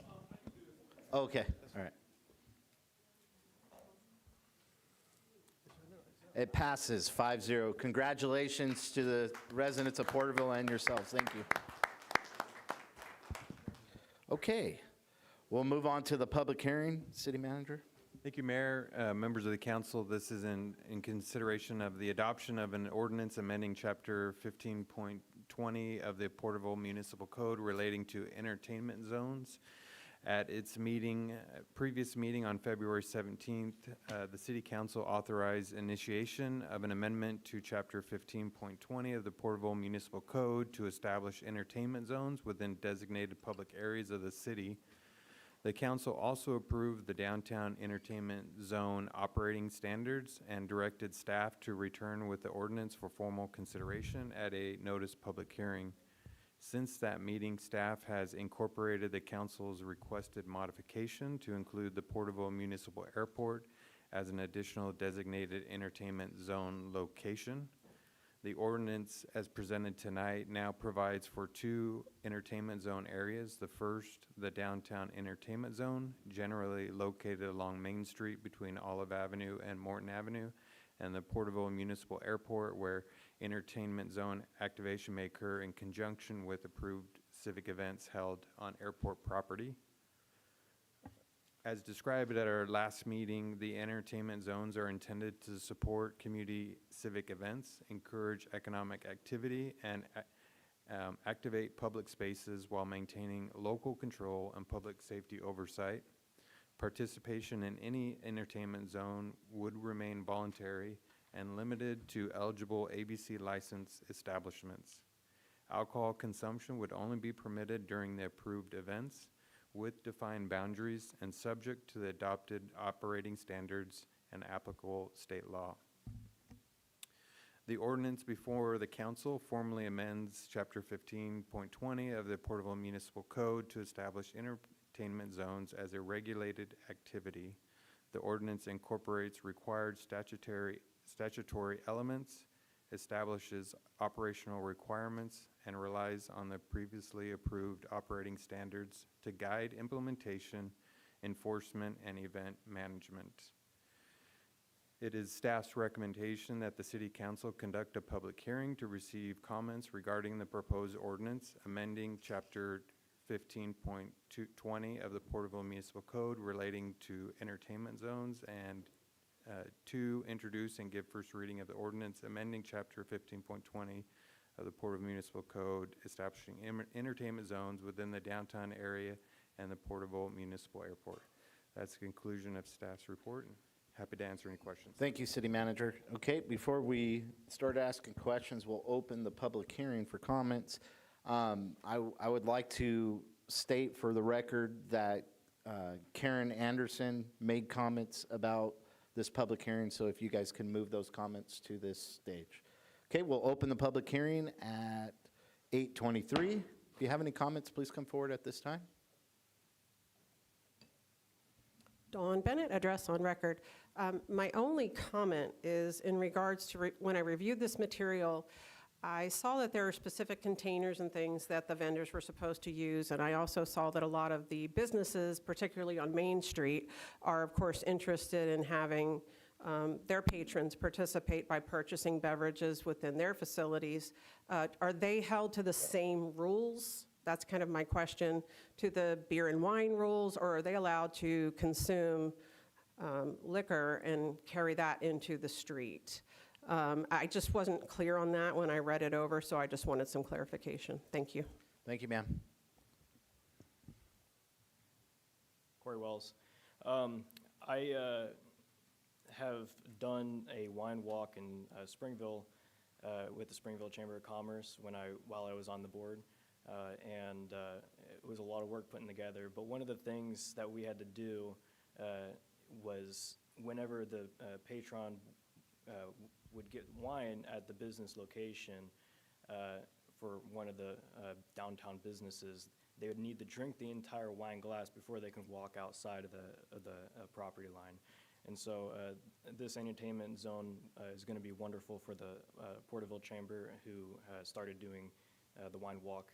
And I haven't gone, but I've heard that it was quite the good. It was a good experience, as well received as the one in Springville was. And so I definitely support this. I've worked with some of the businesses in the downtown area in putting together some events that would stimulate some economic activity and bring some life to the downtown area. And so I definitely support this, and I look forward to it. Thank you, sir. Adrian Moraga, Porterville Elks Lodge. Just a question that we were talking about down there. Is it limited to just like beer or liquor? Mixed drinks is what I mean. Is there gonna be like, we know it's a nice event and we don't want nobody getting too drunk, I guess. Is there gonna be a limit? I know there's not really a way to monitor that. Is there gonna be some sort of wristband, maybe every time they purchase a drink, maybe you punch out they get so many, I don't know. So stuff like that is what we were wondering down there. That's it. But we're so for it and everything, and can't wait to be a part of it. Thank you, sir. So I just on file. Just want to say thank you to the downtown committee. You know, I was kind of not knowing what this was about, but then I got to hear City Manager Tree discuss something that was really important, and I think my understanding is people like the chamber or other organizations that do their own events and go through the ABC. This will not affect. It's not going to affect them. It's not going to make them do anything. This is more like for smaller organizations. So I think that's important tonight that he shared that information, because that made a big difference for me in understanding. So, and shout out, thank you, Downtown Committee. Go to the Downtown Committee, you learn a lot, and you get to hear sometimes the city manager speak. So I'm all for this if that's what it's about. Thanks, gentlemen. Thank you, Mr. Sully. Okay, I'm not seeing anyone else. We'll close the public hearing at 8:26 and bring it back to Councilman Beltran. Do you have any comments? Yeah, I saw the revision pretty much just added the airport, and I saw that it's meant for any public area that's at the airport. There's not going to be any kind of more defined, because there's no map of what the airport area that's public looks like. I wish that was in here, because I don't know if that means the parking lot, or if it'll be fenced off designation. I don't know, just no barriers. I don't know. So I hope that's one thing we can figure out as far as what that public area looks like, because on the downtown one, it's defined by the street. So I know that physical barrier, but I just didn't know the airport space. And to Mrs. Bennett's comment, I was curious about that too, where the ABC does require that it has a certain container, but I don't know if those containers will be given to the restaurants or like the Elks Lodge to use. That wasn't kind of clarified. I would imagine that's probably the process, but I don't want to assume. I want to make sure that that's what's going to happen, because I doubt that they're going to serve their own containers, and then if they go out into the public, now it's a violation of what was allowed. So it'd be good to get clarification, especially for those entities that want to participate. Just the kind of bigger concern for me, I talked about Zone A and Zone B. It is what it is if we're not going to do that. It is the fee, the $10. And I made a proposal in my agenda meeting with the city manager, was there's already allotted funds from the for the police department for civic events. So this isn't necessarily going to cost more on the city to do that, but because there is alcohol involved, there probably will be a little bit of bump of officers there, whether that's 20% more officers, whatever it might be. And I think just to be a little more fiscally responsible, I think it states in this that the $10 will then go to like a downtown fund that can then support all the stuff that maybe the downtown committee would like and support downtown activities. But I think, to being a good steward of the taxpayers' dollars, that not all the PD that is there, but if there's a bump in service, if we go back, let's say like 3 or 4 year trend of what normal amount of officers were at an event, if there's an increase to that amount, that this $10 that's being raised from each sale of a bracelet goes towards to backfill the expense of this activity. That's me being on the conservative side of making sure this is accountable as far as the funding, because with the downtown committee and heritage committee, there's a lot of resources or funding being used in downtown, and this is just probably like a third animal of funding that's going to go specifically to just downtown. These aren't places like other shopping plazas are going to benefit from. This is all going to go down to the downtown area, which I'm fine with a percentage of that, but overall, I would like, at least if the increase in officers, that first gets addressed with the raise in funds, and anything after that, I think it's fine to go down to that, but that, again, any extra officers that are there above normal should come from that funding. So that would be my recommendation on an added part to this. That's all. Thank you, Councilman Beltran. And when I first came up with the idea of the $10 wristband, I thought the same way, but then the direction of maybe putting those funds towards the downtown area, the heart of our community, I thought that would be better, but it's a good point. So I was actually on the same thought trend there. So just to state that. Not all the funds, just a portion of it. Yeah.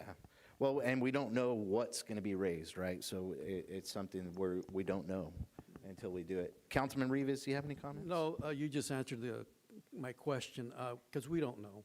So if we move forward with this, I think that we'll review it, we'll look at it, and we'll make a determination based on that. I mean, there's really nothing we can do until we actually get involved in it. So I think it's a good idea. I like the idea, but in regards to providing what type of liquor, I think we need some clarification on that. I mean, and what Mr. Beltran said about the airport, maybe we do need a map. I never really thought it was a big issue in the county, but still, it's an issue, and if Mr. Beltran wants to ask for it, I mean, yeah, let's entertain that map area and take a look at it. So that way we can cover all our bases and look at it in that perspective. So with that, I'll turn it back to you. Thank you, Councilman Rivas. And I would agree with that. I think where you would want to do it is in that park area, and then with the restaurant, that kind of area. So that's just echoing you guys. That's probably a good tactic, just like we have the boundaries with the downtown area.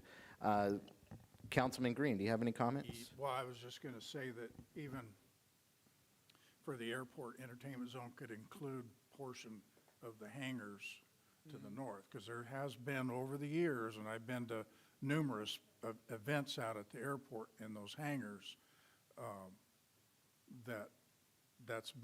there's been events out there is what I'm trying to spit out, I guess. So I think that might consider looking at a certain portion of the hangar area. Okay.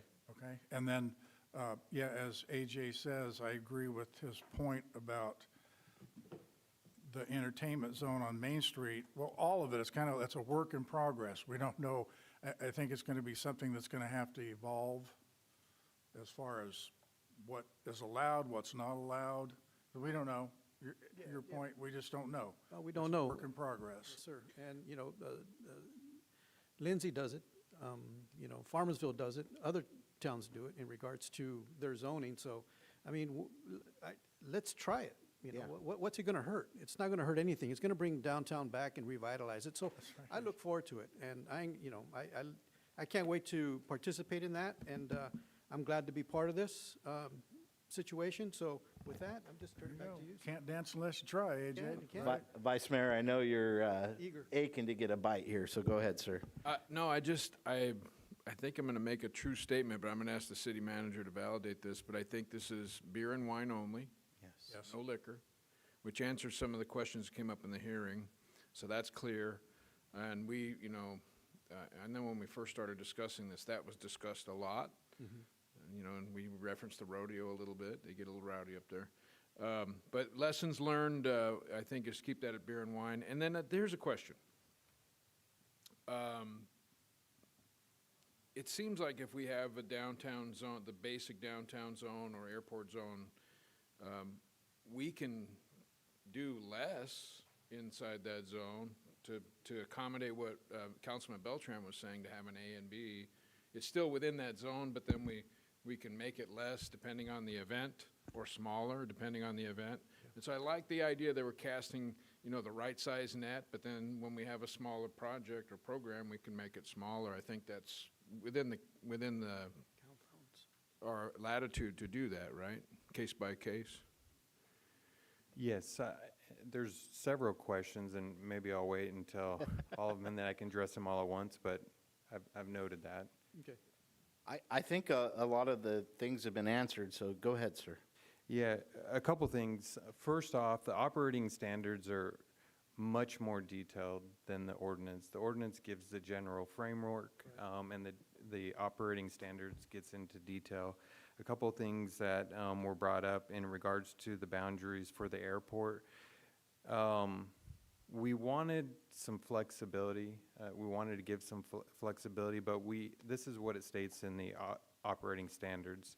Entertainment zone events at the Porterville Municipal Airport shall not interfere with aviation operations, emergency access, or FAA safety requirements, and may be subject to additional operational conditions imposed by the city manager. Access to secured airport areas, such as, like the air attack base and others, including tenant facilities, hangars, or aviation operation areas, shall not be included within the entertainment zone unless it's approved by the city manager.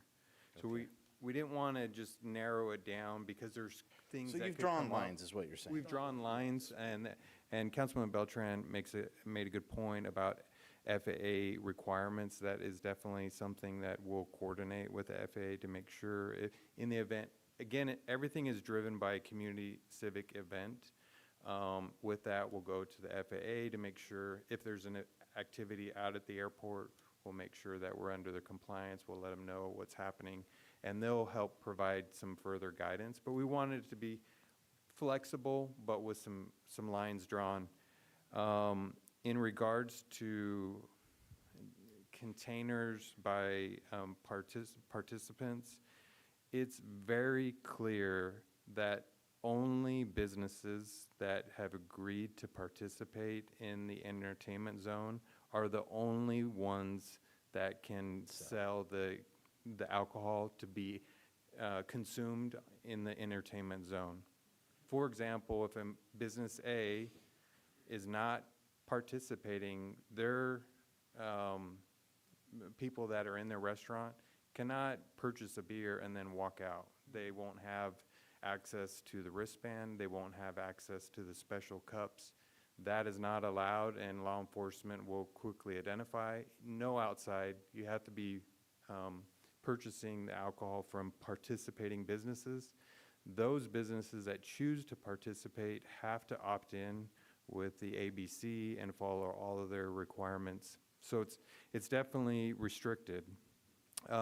We talked about beer and wine. That was discussed last meeting. We're not open. The council's directed not to consider mixed alcohol at this time. The operating standards talk about, I apologize, there's a requirement that we put in based off of some information that we learned from the city of Lindsay, which is, let me scroll to that section because it's really important. It's the alcohol management plan. This is for every business that's participating in the entertainment zone. They have to comply with the alcohol management plan. There's certification for servers that gives them additional training to understand to prevent over-serving folks. They're trained on, making sure to check for ID.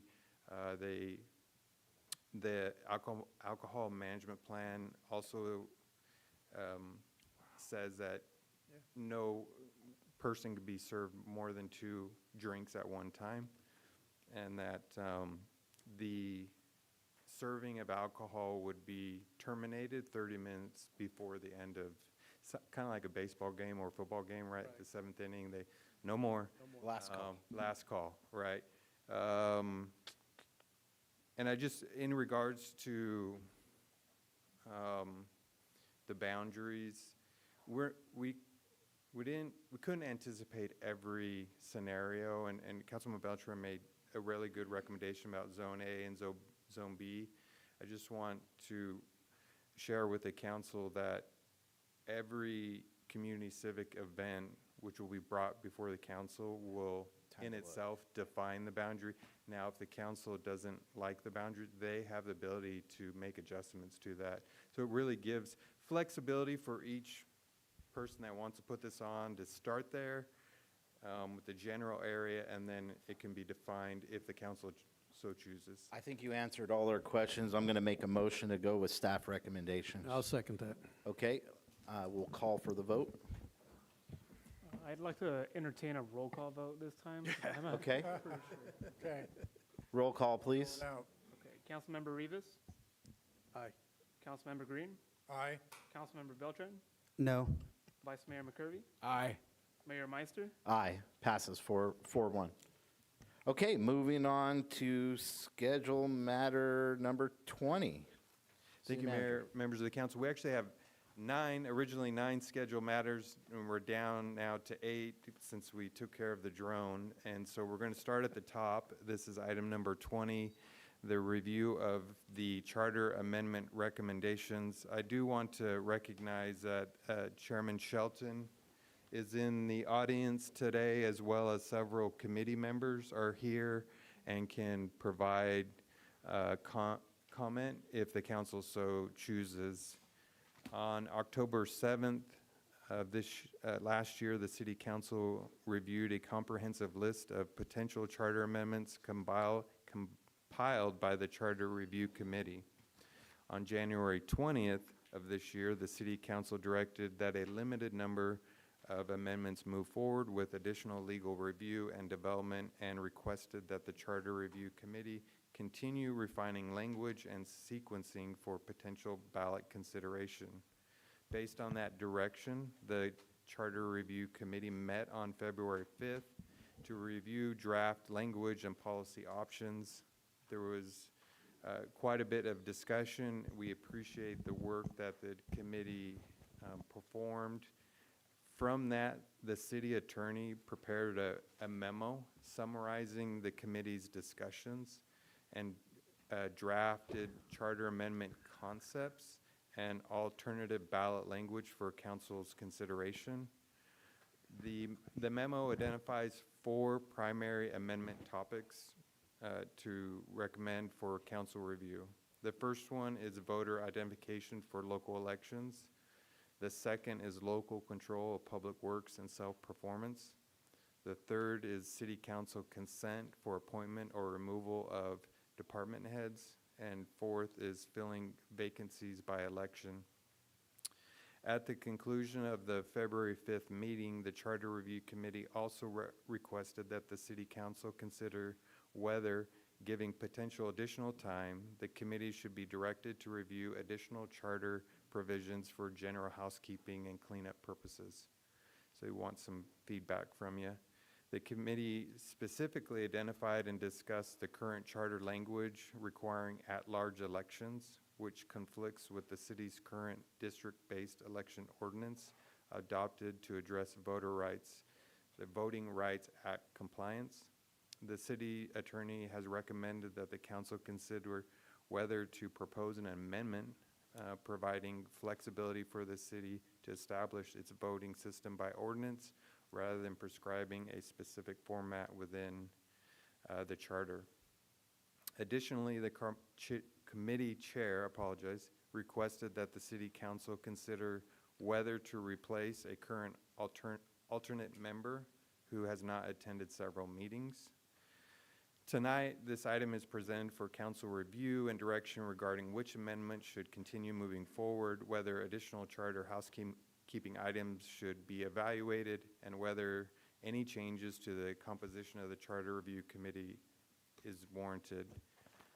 The city attorney and the committee chair are here to provide additional information if the council has questions. With that, there's a set of recommendations. First, that the city council review the charter review committee recommendations and the city attorney memo. Second, identify which charter amendments should proceed for further development. Third, provide direction regarding potential additional charter housekeeping review, including consideration of amendments related to election structure. And fourth, finally, provide direction regarding the status of charter review committee alternate members. Mouthful, but that's the conclusion of staff I report. wanted to stop you in the beginning. All right. So here's my opinion to my colleagues. This is going to, just looking across, I see highlighting and notes. I have the same thing. Out of respect for staff time and our time, it's almost 9 o'clock in the evening, this is going to take great debate. I think that we should call for a special council meeting and then have, what I would like to do, I'm making a motion right now, is that we give direction to the city manager to work with all of us to schedule a time for a special council meeting to go over this. Your motion? That is a motion. I will second that motion. Yeah, and I'm for that too, and I think it's a good call, Mayor, because there's a lot of detail here, and I think that the committee did an excellent job. Yes. And I want to thank them for the time that they put in. There's still a lot of refining here, I think, that we all up here want to look at, and that's going to take some time to go through the nooks and crannies there. But I think that's a good plan, so I just wanted to make that statement, thanking the committee for the time that they spent, because they gave us something to work with that is probably going to deliver us some results, and I want to thank everybody on that committee. Thank you for those comments, Vice Mayor, and I think that all of your colleagues echo those comments. Do you have any comments, Councilman Beltran? So my motion is, and I have a first and a second, but we're giving you direction to work with all of us to schedule a special council meeting. Okay, we'll call for the vote. Roll call, please. Oh, we're going for it, okay.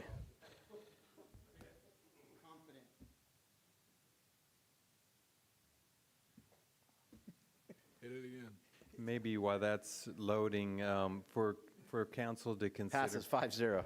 Yes, sir. Something to consider, and we'll coordinate with you all, but there's a fifth Tuesday, March 31st is a fifth Tuesday that we could consider. Typically, in the past, we've held special city council meetings on a fifth Tuesday. So Okay. we'll work with I you know all. Ms. Weaver has one that we want to get in as well, so maybe we could fit both those in. Let's see.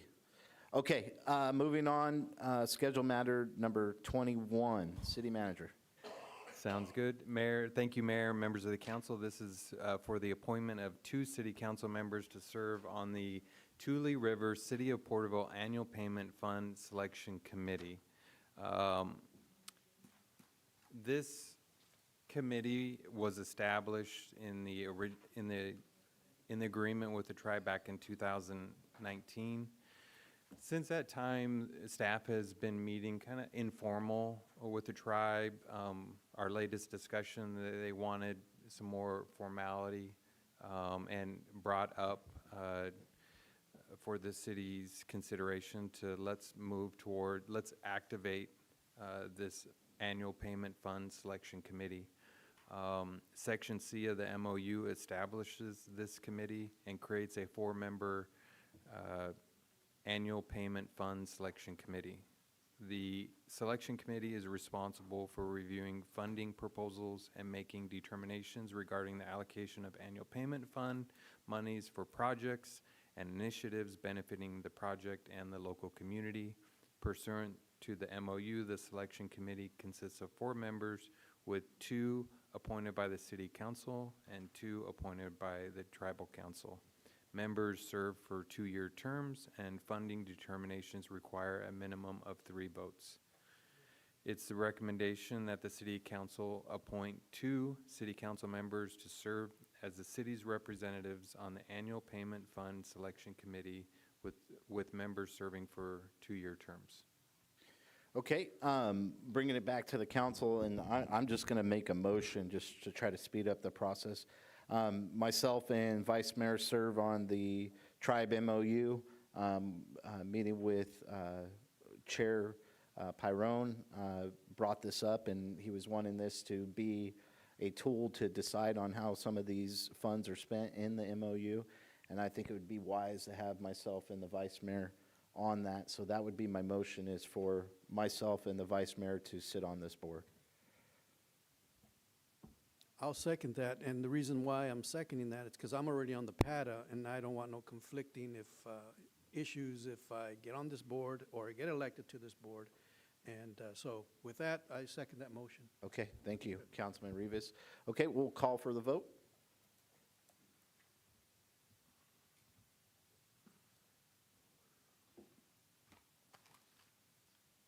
Passes 5-0.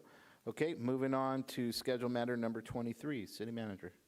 Thank you, Mayor, members of the council. Fernando, for this particular item, staff has been working with the Tule East GSA over the last 72 hours, and we apologize, we did not attach the draft agreement, and so we're presenting it to you now, as well as the public getting a copy of it.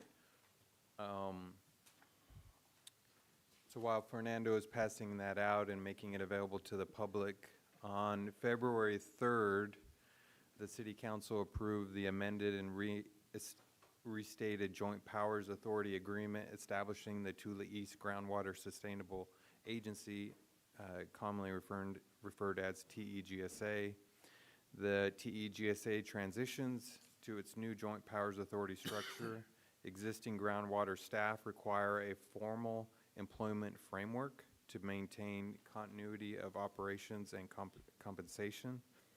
The Tule East GSA has requested that the City of Porterville provide employment and administrative services during this transition period.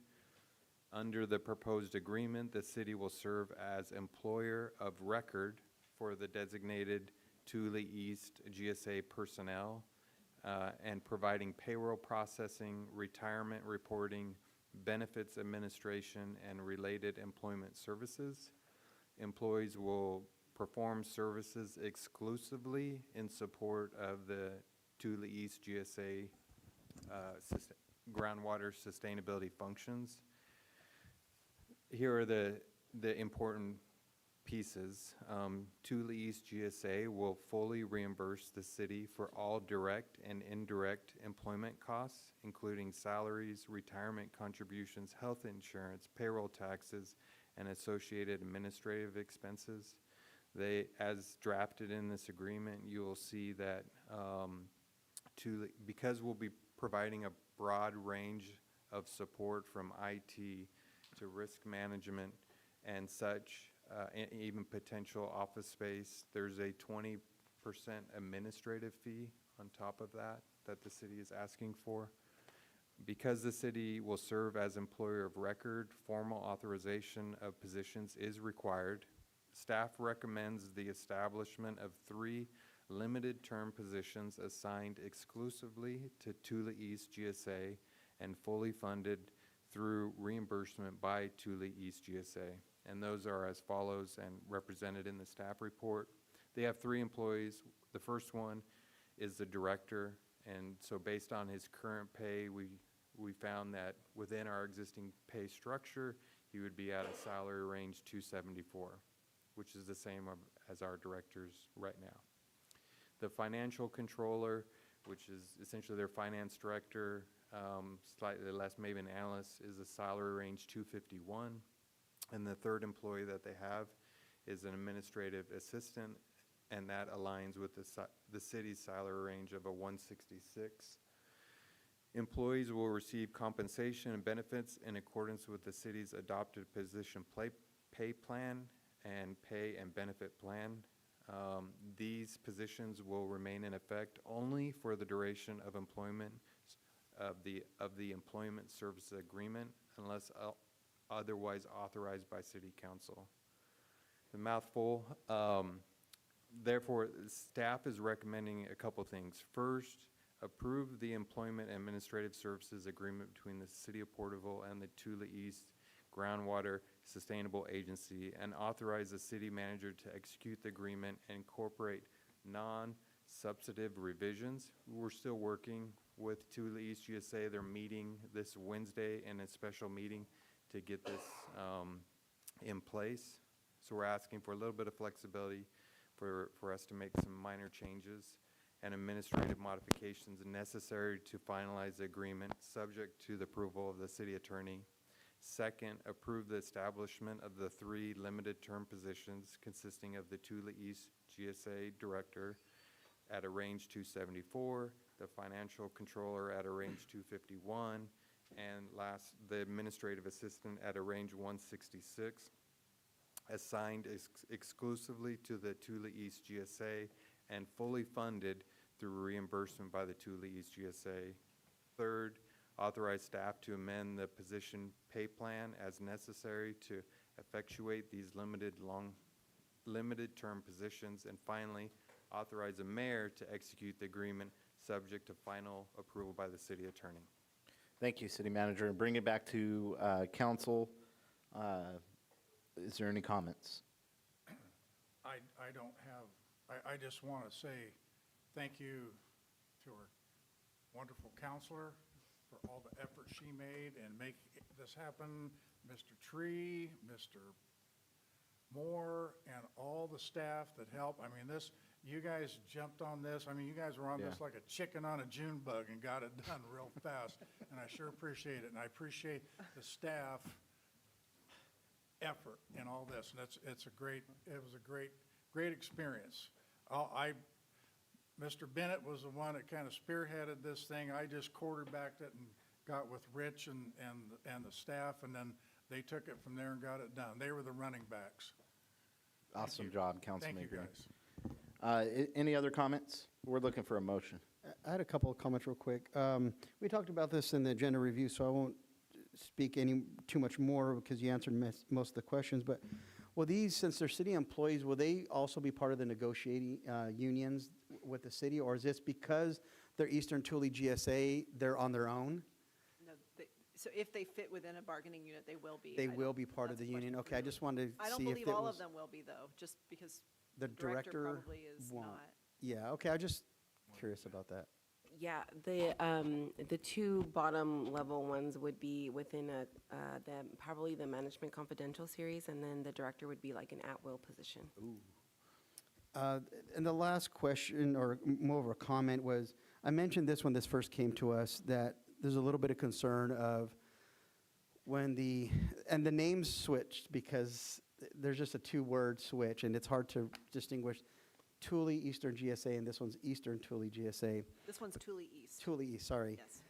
So the previous one, there was a concern there where I had mentioned there was no pumping, no funds that came in December, and there was a call for funding, which was about $500,000, and they didn't have that money to pay the county, I believe, at the time. And so I'm just really concerned with this one, even though it stays, hey, you have to pay us, you have to reimburse us. I do have a concern that that may happen again at some point. Maybe not now, but in some future scenario where we're calling for funds, but the city's stuck with the purse to pay them, the obligation to pay them, but they don't have enough funding. I know it's saying that they have to be current with their dues, but there's some things like the last thing where they weren't allowed to pump. There's no money coming in, so. First question, is it the county that's paying us back? No, It would they all be pay all a members. portion, but what happened when it dissolved, when the last one dissolved, and they weren't allowed to pump, there were no funds to come in to then pay. And I just don't want to get, the cities get stuck with that at the end of the day. So that's the main concern I have with it. Everything else, legit director, legit staff. And I've mentioned it before, and this isn't on them. This is the state regulations. They're trying to do what they can with both hands tied behind their back. So this isn't a matter of they're incompetent or incapable. It's just the state regulations are so unfair to the farmers in our area and the drought situations that we've had that it's really hard to meet their compliance. So these concerns aren't about the way we do business. It's just the animal that they have to work in is trying to mitigate our responsibility in a very difficult Department of Water.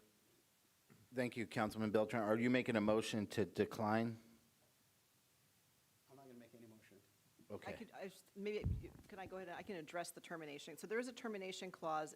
Right now, it just simply allows for a termination once a year.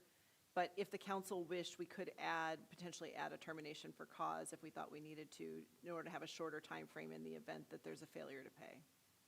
Obviously, we'd still have to deal with the employment part of that. So there's, that just potentially terminates the contract, the staffing services contract, if we're not actually getting reimbursed.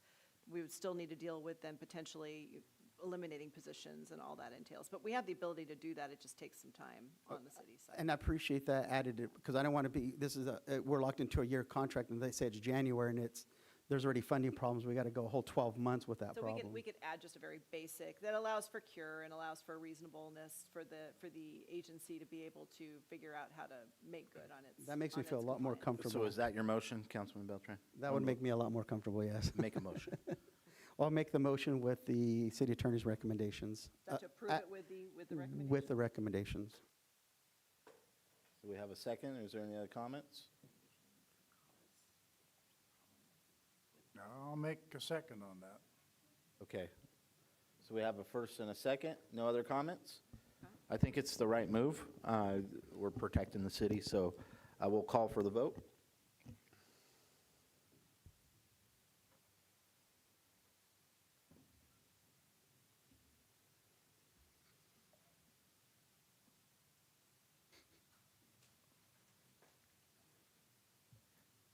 Passes 5-0.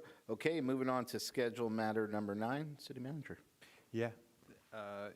Normally, we take a break at 8:15. I'm just checking to make sure you're all good to.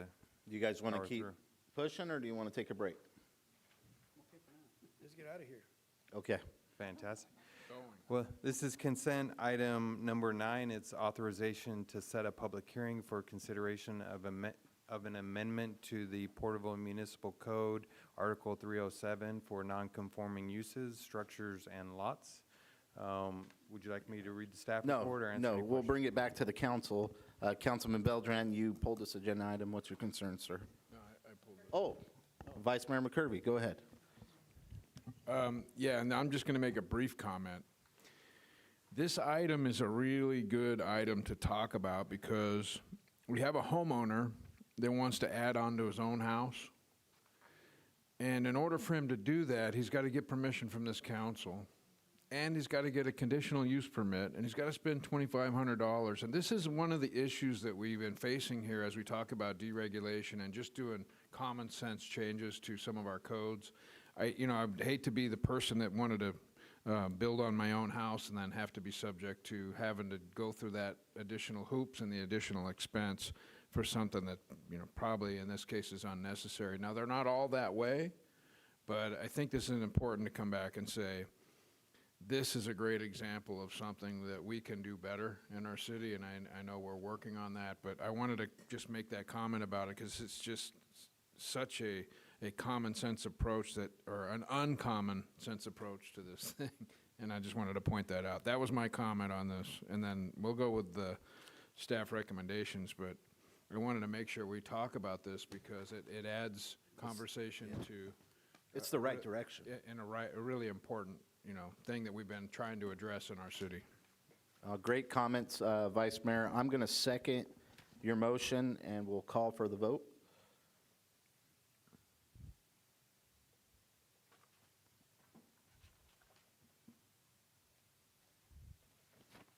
Passes 5-0. Okay, moving on to schedule matter number 11. Thank you, Mayor, members of the council. This is in regards to the Home Investment Partnership Program application. Essentially, it's a partnership with Self-Help Enterprise. They're asking that the city partner with them on an application. We heard from a representative that they would like to work with staff to amend the proposed application to increase the application amount. In addition, Self-Help is also inquiring about the city using local funds that could be committed to the project. Staff report talks about using first-time homebuyer funds in the amount of 1.3 million to support the project. Happy to answer any questions that the council has. I guess the reason why I pulled this agenda item, and there's state laws when land is gifted to the city that we have to bring it forth for like low-income housing. Have we fulfilled that in this process? And this is more of a legal question. So there's state laws that because this land was gifted to the city of Porterville, and so when we are trying to repurpose it, we have to put it up for low-income housing first. Right, we have to, yes, you're right, we do have to offer it for affordable housing. Right. And we were able, I think Self-Help is considered a consent organization Right. because it is doing what it's doing. So Right. we were able to utilize sort of a little bit of additional flexibility for them, but yes, it has to be. So if we don't go forward with self-help, we still have to put it up for, We still need to go out, so we didn't have to go and do the offering because we already had a developer that we were working with. So we would have Gotcha. to go and do exactly, yes. okay, so we still have to go through that process. I just have concerns because we are looking at nearly gifting the land. It's a payback over, was it 50 years? And then, now they're wanting more funds for us to put in. And Donna Bennett made some great points about the first-time home buyer loan and the impact of that in our community. And so those are just some concerns So that I for the had. more funds, I don't think it's actually requiring any additional funds. I think they're just going for the full amount for the now, correct? So that they can make it more affordable, is that correct? They're asking for. You could come up. Step up to the podium. Yeah. They are asking for local funds. That is a request to Yeah, ask. 500,000. And they're That asking. hasn't changed, right? It's the same change. No, that's same a change. ask? It's new. Oh. And then also to partner with them on a grant My bad, then. application. I apologize. Yeah. So there are the home program income funds, and those would be reallocated. The city has essentially earned those funds, but still has to apply to HCD to use them for a specific use. So in this application, we are applying for $8 million in new home funds for the project, as well as we'd be applying to use the, the additional program income for the project to make the project feasible, so we're able to move forward with phase one. For first home buyers?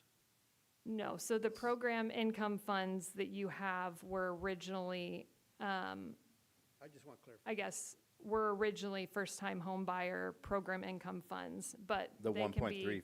1.375 Yes, the 1.375. million. So we would be applying to HCD to use those funds for this affordable housing project instead. So that's a big decision for us. I was going to ask for Mrs. Calderon. I didn't see you. Yeah. There you go. I seen you earlier. I just want to clarify the home PI versus the other 500, and I know there's a lot of numbers in there. So the 500,000 that we have an application out for, it's the one that where Vice Mayor McCurvey had asked me to apply for $1 million. And I said it's not feasible. We won't spend it fast enough with all that because of the demand right now, and even if the market turns, the prices are still at a point where not enough households qualify. So it's such a low number or margin that people qualify for, that it's, with the market, we can't spend it fast enough, right? So when the request was made for local funds, I said, I don't have any. The only local funds I have is my home PI that I can't spend yet because we're still working with HCD to approve that application that we submitted last year. And in working with that, by the time we get it, we're also going to get the other 500. So now we're going to be back at that $2 million, almost $2 million. And to do that, we have to issue 20 loans, right? And we're averaging 2 to 3 loans. Sometimes we get more per year. And we have in the past gone up to 20 loans. But right now, we're not there. And we also have CDBG funding. So that's why we're bringing it to council to consider. If not, then at least the new funding, so we can try to help this project along. But we'll still have money for the first-time home buyer program because we have those 500,000 coming in, and CDBG funding, and any new PI as people continue to pay their loans off. So providing that clarification. Thank you, Yep. Ms. Calderon. Well, you know, another thing, just looking at the land, the location, it's adjacent to Harbor Freight there on Springville Drive, and it's could be potential commercial development land. So I'm just trying to put it all out on the table for you guys. I could go either way on this. Is there any other comments? I'll make a brief one. And just so, for the public, thank you, Director Calderon. That was my question too with the city manager, and he was able to answer as far as, since there's a lull in home purchases, this is going to free up money. Ultimately, what the city wants is homeowners. Ultimately, that's what we want. But we also know that because of the housing market, it's not affordable for a lot of people. So I think at least for this 1 year gap, this is a good investment, not only for that property, for those that are looking to have a home that don't qualify for whatever reasons. And so I can go back and forth too, but I think at least because it's mostly for a 1 year term, that this is really, in my opinion at least, it's a really good investment. As far as the units that you're building, how many are actual low income? Are they all, was it 133? 140, is that what you said? Oh, 40 units. Yes, so there are 133 total units that will be developed in 2 separate phases. The first phase will be 40 units. They will be 100% affordable, between 30 to 60% of area median income. So they'll all be affordable units. Something that was interesting tonight, because Self-Help did the Finca Serena project, is that correct?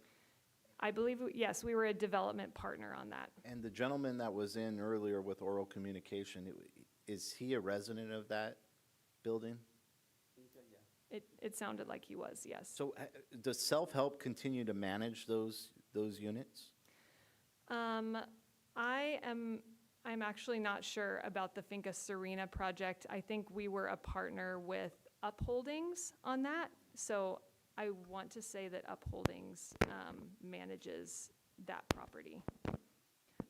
But I know for self-help properties, we have robust resident services that we provide to all of our residents. We have case managers, we have home ownership classes, financial literacy classes, health and education, wellness.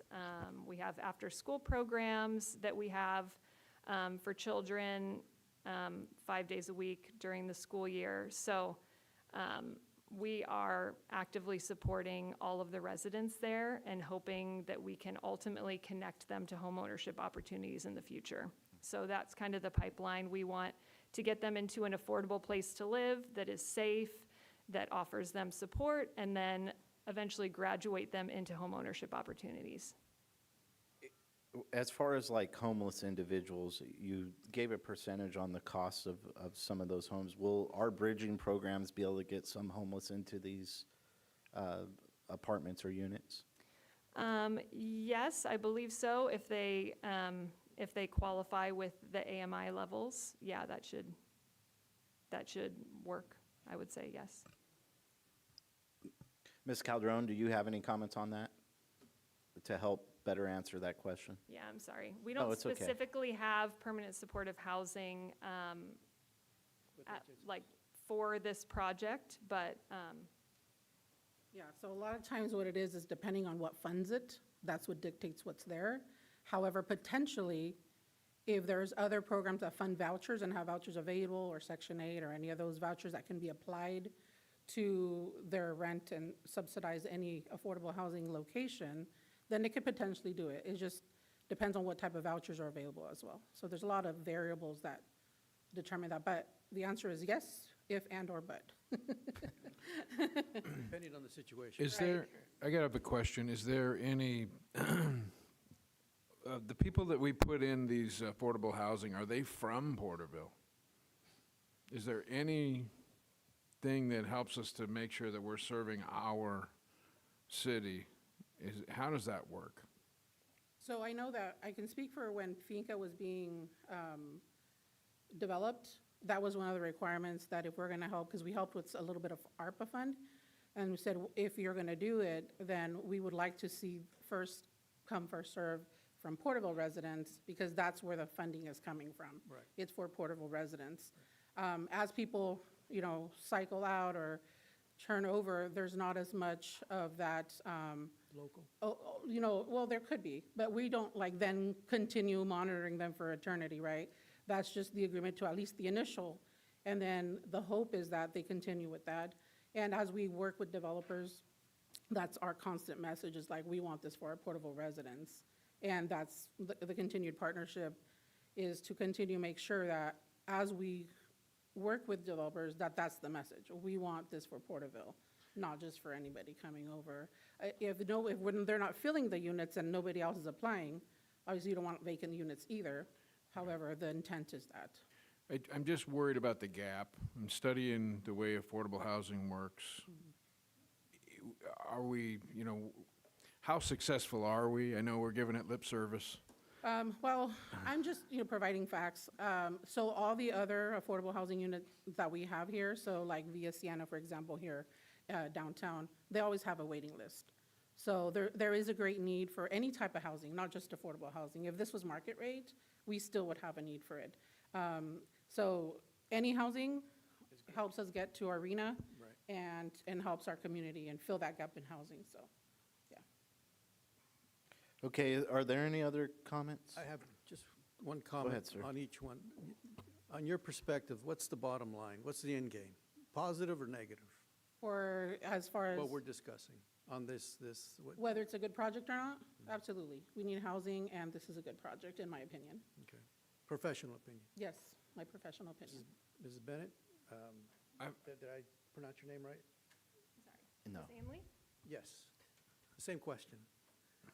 Yes, I mean, we are a trusted organization and development partner with a lot of communities. I mean, we are based in Tulare County, and we are for the people of Porterville. We're for the people of the San Joaquin Valley, and we want to see people in safe, affordable housing.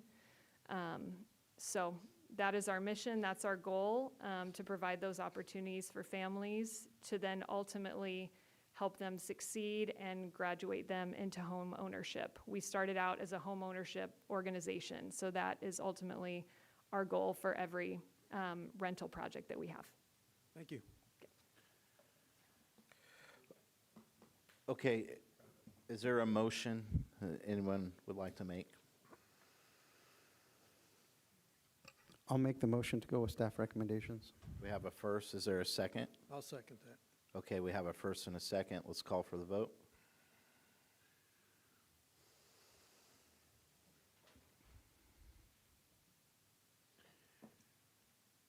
Passes 5-0. Okay, moving on to schedule matter number 12.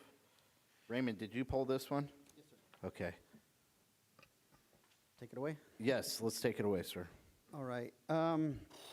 So my questions for this appointment is a couple-fold, and I don't think Mr. Flowers is here, so he's not able to answer the questions I had. I see here it says that I think it seems like he's self-employed.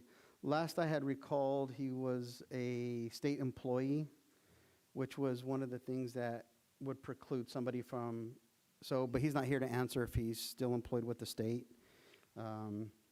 So that was just a concern. The second concern was, I know Mr. Flowers to some degree, and there's been a couple of instances where he's been involved in meetings with council or outside of council that has to do with city business. He's not no city employee, he's not a resident, he's not an elected official. And so I know Mr. Flowers has good intentions for our community. I know he would try with, at least with Measure R, try to get as much funding, projects that we could get for our community.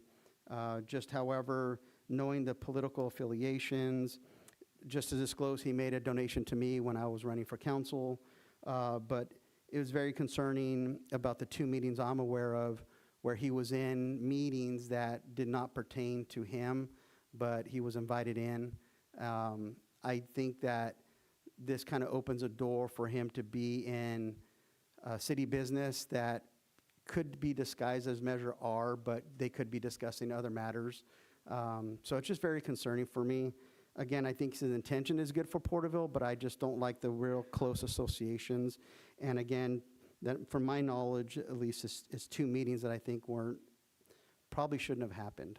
So that's all. It's interesting, your take. I personally think that if the city manager wants to meet with a member of the community, he has every right to, just like any of us, whatever their business is that they're discussing. Just stating that, it's an odd position. I think Mr. Flowers has done a lot for our community. He's been involved in the sporting leagues throughout the community, all sports, baseball, football, still engaged, still has children in the community. I also know that he owns land in the city of Porterville and homes, so he cares deeply about Porterville. And he is engaged. He's paying attention. He's actually looking at what's going on with Measure R funds and what's going on in TCAG, and he wants to be involved. And that's not easy to get in our community nowadays. So I appreciate the efforts he puts forward. Mr. Green, do you have any comments? Mr. Mayor, I've known Josh Flowers for probably 15 years, and I think he's a very stalwart citizen, and I think, knowing Josh the way I do, I think this is the man, this guy, he would do a great job. Thank you, Councilman Green. Councilman Rivas, do you have any comments? Yeah. You know, Mr. Flowers, I've known him for almost 2.5 years, and the way we met was based on me running for council. And, you know, when this man is the most honest man that I've ever met. And he'll tell you like it is, even though you don't like to hear it. And based on that, I think he has I mean, the city manager can meet with anybody that he wants. I mean, that's his position. Anybody can meet with Mr. Flowers. And I think what we have here is a good candidate that will oversee Measure R and be part of something that is going to be good for the community. He's a good steward. So I echo what Mr. Green says. And some of the negativity, what people say about individuals around here, I mean, it is what it is. But I support this and with staff recommendations, and if with that, I'll just leave it back to you, man. Okay, we have a motion on the table. Vice Mayor McCurvey, do you have any comments? I'll second that motion. Okay, we have a first and a second. Mayor, if I may, to Councilman Beltran's point, I'm not sure if Mr. Flowers is a current state employee or not, but that is one of the requirements for eligibility. It states in the requirements that that they cannot be an employee of any state, county, or local city agency. So maybe we table this to see, double What check. his employment is. Yeah. That's a good idea. Okay, well, If we need clarification, so be it. until then, I mean. Okay. We need to find top could- talent. If We he's have a not, first and a second, Yeah. right? Conditionally, yeah, you could, Could we amend that to state that you'll find out? Provided that he's not, Yeah, and then if he's not, then, and if he is, it'll come back and you guys will do it again. okay, then. It's an option. That's, Does that make sense? we will table it until you find out. I understand. We won't call for the vote. That's fine. Okay. All right, we'll move on to schedule matter number 17. my apologies. This is in regard to the authorization to execute a professional service agreement with Hartman Engineering. Happy to answer any questions or provide the full staff report if that's a desire. Councilman Beltran, you pulled the item. Go ahead, sir. So bear with me, people. I'm a learner. I've said that from day one as running as a candidate. I'm like I just dig into this stuff. And so got this kind of, the previous meeting, I did some more research on it. Mr. Rios he was the one that came and presented as a representative for this organization, for engineering company. And he had stated that he was a previous employee with the city, kind of did some research. And he's not here, is he? No. No, he's not here. Haven't seen Okay. I didn't hear some great things as an employee, talking to people who had worked with him in the city. He, I think twice, had 2 different terms here with the city, and he resigned. I wanted to ask him about the situation and if that's what led up to him leaving. Second part of the question I had for him, he's not here, is this Hartman, I think, is out of Visalia, but they've never done any business with the city. And so it's interesting that although they're a local entity, they've never either qualified to work with the city on any projects or never submitted a proposal for any projects. So that's got a couple of red flags in the way I dig in and look to see what's the best opportunity for the city. And then lastly, was just looking at the numbers again, where we had an individual, the top score you could get was 105, and we passed on a company out of Fresno that scored 100.7, and for the same amount of money, essentially, and we're going with a company that scored with 76.7. They got an additional 5 points just because they were considered local, so the real score would have been 71.7.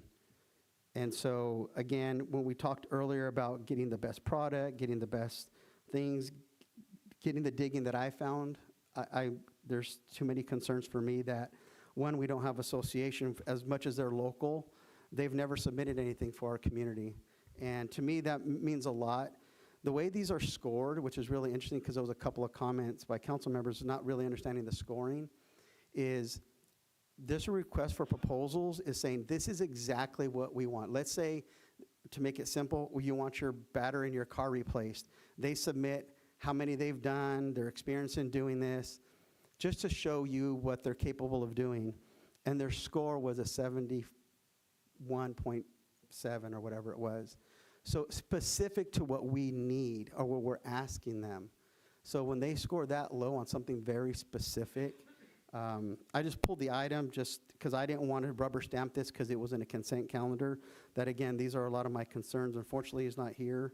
But that's why I pulled the item. I just didn't want to rubber stamp it and approve it. Thank you, Councilman Beltran. Is there any other comments?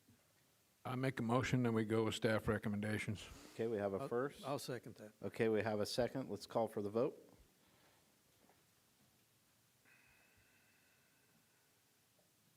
Give me one moment, I'm sorry. There you go. Oh, Mr. Green, what'd you do? I missed. Did I screw it? Here you guys go. Let's do a roll call vote. Okay, for now. sorry about that. Councilmember Rivas, I think I Aye. missed. Councilmember Green, Aye. Councilmember Beltran, No. Vice Mayor McCurvey, Aye. Mayor Meister. Aye, passes 4-1. Okay, moving on to schedule matter number 18. Thank you, Mayor, members of the council. This is in regards to an authorization. Staff is seeking authorization to execute a professional service agreement with Graham Associates. Okay, Councilman Beltran, you pulled this item. Go ahead, sir. Yeah, same kind of situation. I didn't want to rubber stamp this one with the other ones because I had voted no initially. And I'll reiterate briefly my concerns is out of 12 submissions, the one we're going with scored 9th. And somebody had asked a question, how did we able to negotiate and get it down to $80,000 from the 116? Is because $80,000 was the max that we were going to spend. So all they did was just come down to the maximum. You know, it's unfortunate again where we had a company that scored a 97, 95, 92, and all these were under $80,000. Actually, the person that scored number 1 was $47,000. And again, they respond to exactly what the city is requesting. They show their experience, they show their personnel, the staff that, and all these companies take a lot of time and money for their staff to put these proposals together for us.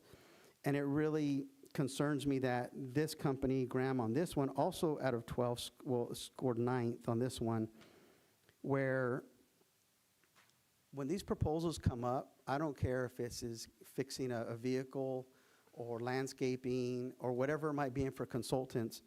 When the other item, 17, the other consultant that was here, I believe, from Brea, was in the back of the room. You could see his frustration. And I don't know when people hear our meetings that what's the point of coming in at a certain bid or a certain score if we're only going to go for local. So I think over long run, sending this message is that we're going to get an inferior product. When we talk about fiscal responsibility, we could still do this for $47,000 and save the city $33,000. I mean, it's that simple for me. I think the mayor said something about the past council was just rubber stamping stuff. It wasn't just rubber stamping stuff. We got the scores, we got the budgets, and we're trying to make a good decision for the community regardless. We try to promote people who are local, but sometimes that's just not going to work out. And so that's all I'll say on this one. I appreciate that, Councilman Beltran. And I should correct the record. I didn't say rubber stamp. I said ceremonial, meaning they don't get engaged. And so that's a difference. I think the other thing is that I did not negotiate this one down, so I want to say thank you to city staff for negotiating and getting the price down to what we set for the budget. With that, any other council members? Yeah, have any comments? you know, I actually appreciate the comments from Councilman Beltran because I think he's really trying to get at the nub of this. About 25 years ago, I was taught how to do rating and things of this nature by a full bird colonel. And the weighting that you do and the way that you score things is very important. And I think to Councilman Beltran's point that the way that this thing was designed needs to be reviewed. I think, Mr. City Manager, we need to review our process, our RFP process, and how we do our weighting and how we do our rating, because we're not getting the results that this council is after in these reports. And I think we're seeing that in these 2 items that were just pulled. And so I'd like to review that. But I also would like to stay the course and not rubber stamp this. But thank you for the negotiation to get some good top talent and make sure it's what this council is after. But I think that we should review our process because the results that we saw they're mixed. And to Councilman Beltran's observations, there's a lot of questions there that probably ought to be answered. And I think we should review that. But I'd like to go back and with staff recommendations and make a motion to go forward. Okay, we have a first. I'll second that. Okay, we have a first and a second. Let's call for the vote.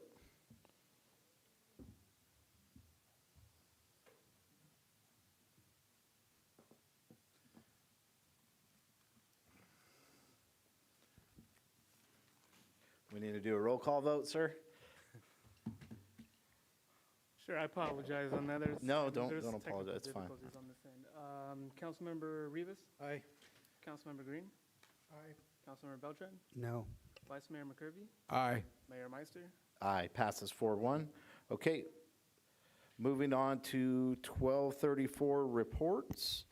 This is the time for all AB 1234 reports required pursuant to government code. Tulare County Task Force on Homelessness. Yes. Commissioner Rivas. Yes, sir. Unfortunately, I was not able to attend, but thank you for Ms. Calderon providing me this information.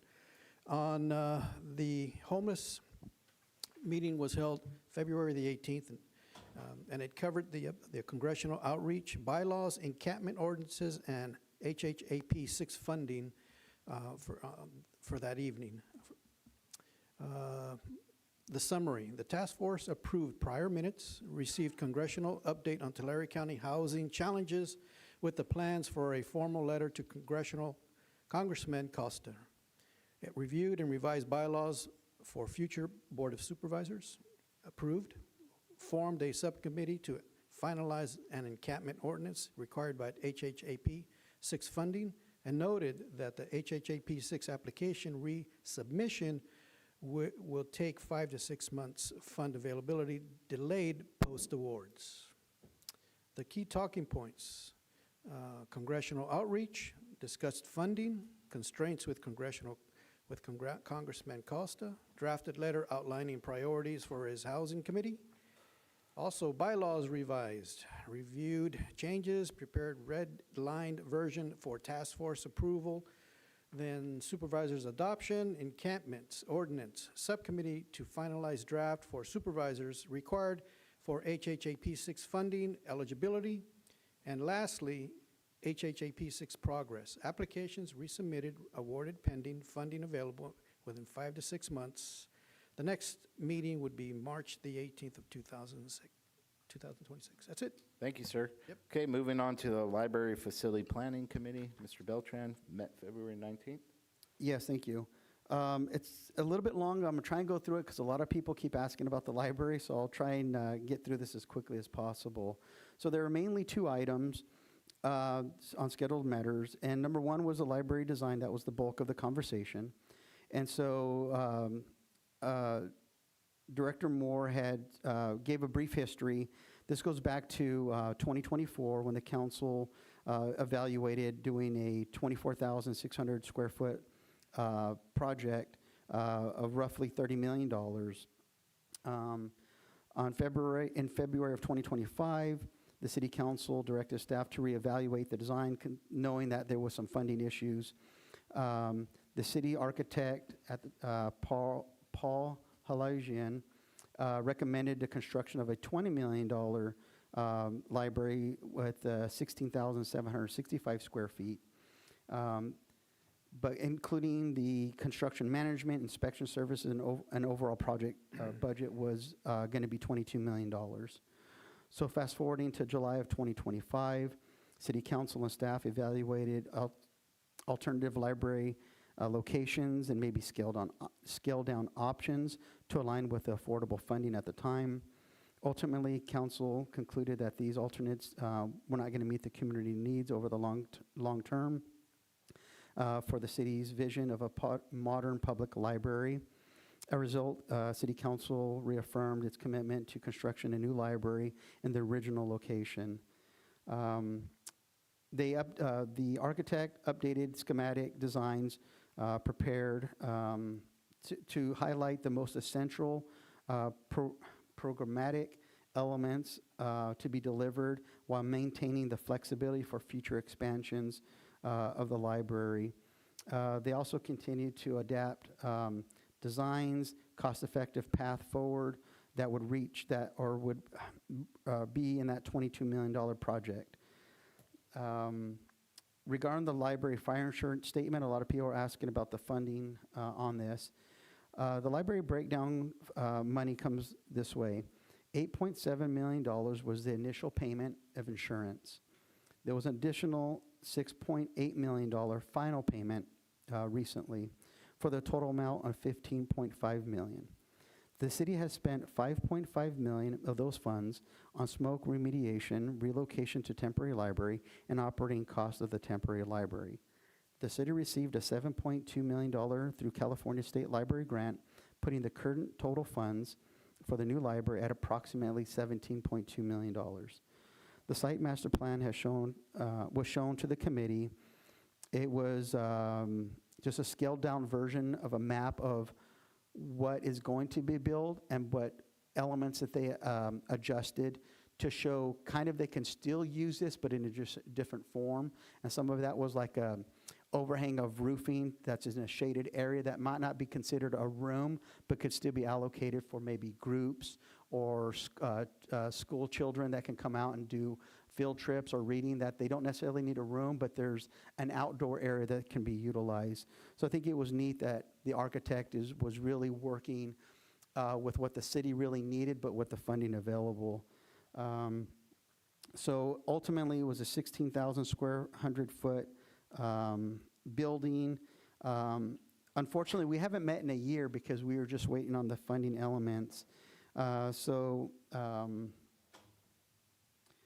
We're going to hold off and wait till they have a design. It takes that team. This architect had their members working on other projects, so slowly that team is coming back together to work on this. So hopefully, I don't have a time frame of when we'll get a new. Everybody's asking for time frames, and I'm looking at you, Sarah. So that way we can update the community of what this is starting to look like. So just be patient. We are moving forward with this project. The only second matter was an update from the city librarian about the ongoing city programs in the library. She just highlighted two of the main one was the upcoming Dr. Seuss birthday, and the one that the mayor just talked about was the Read Across America.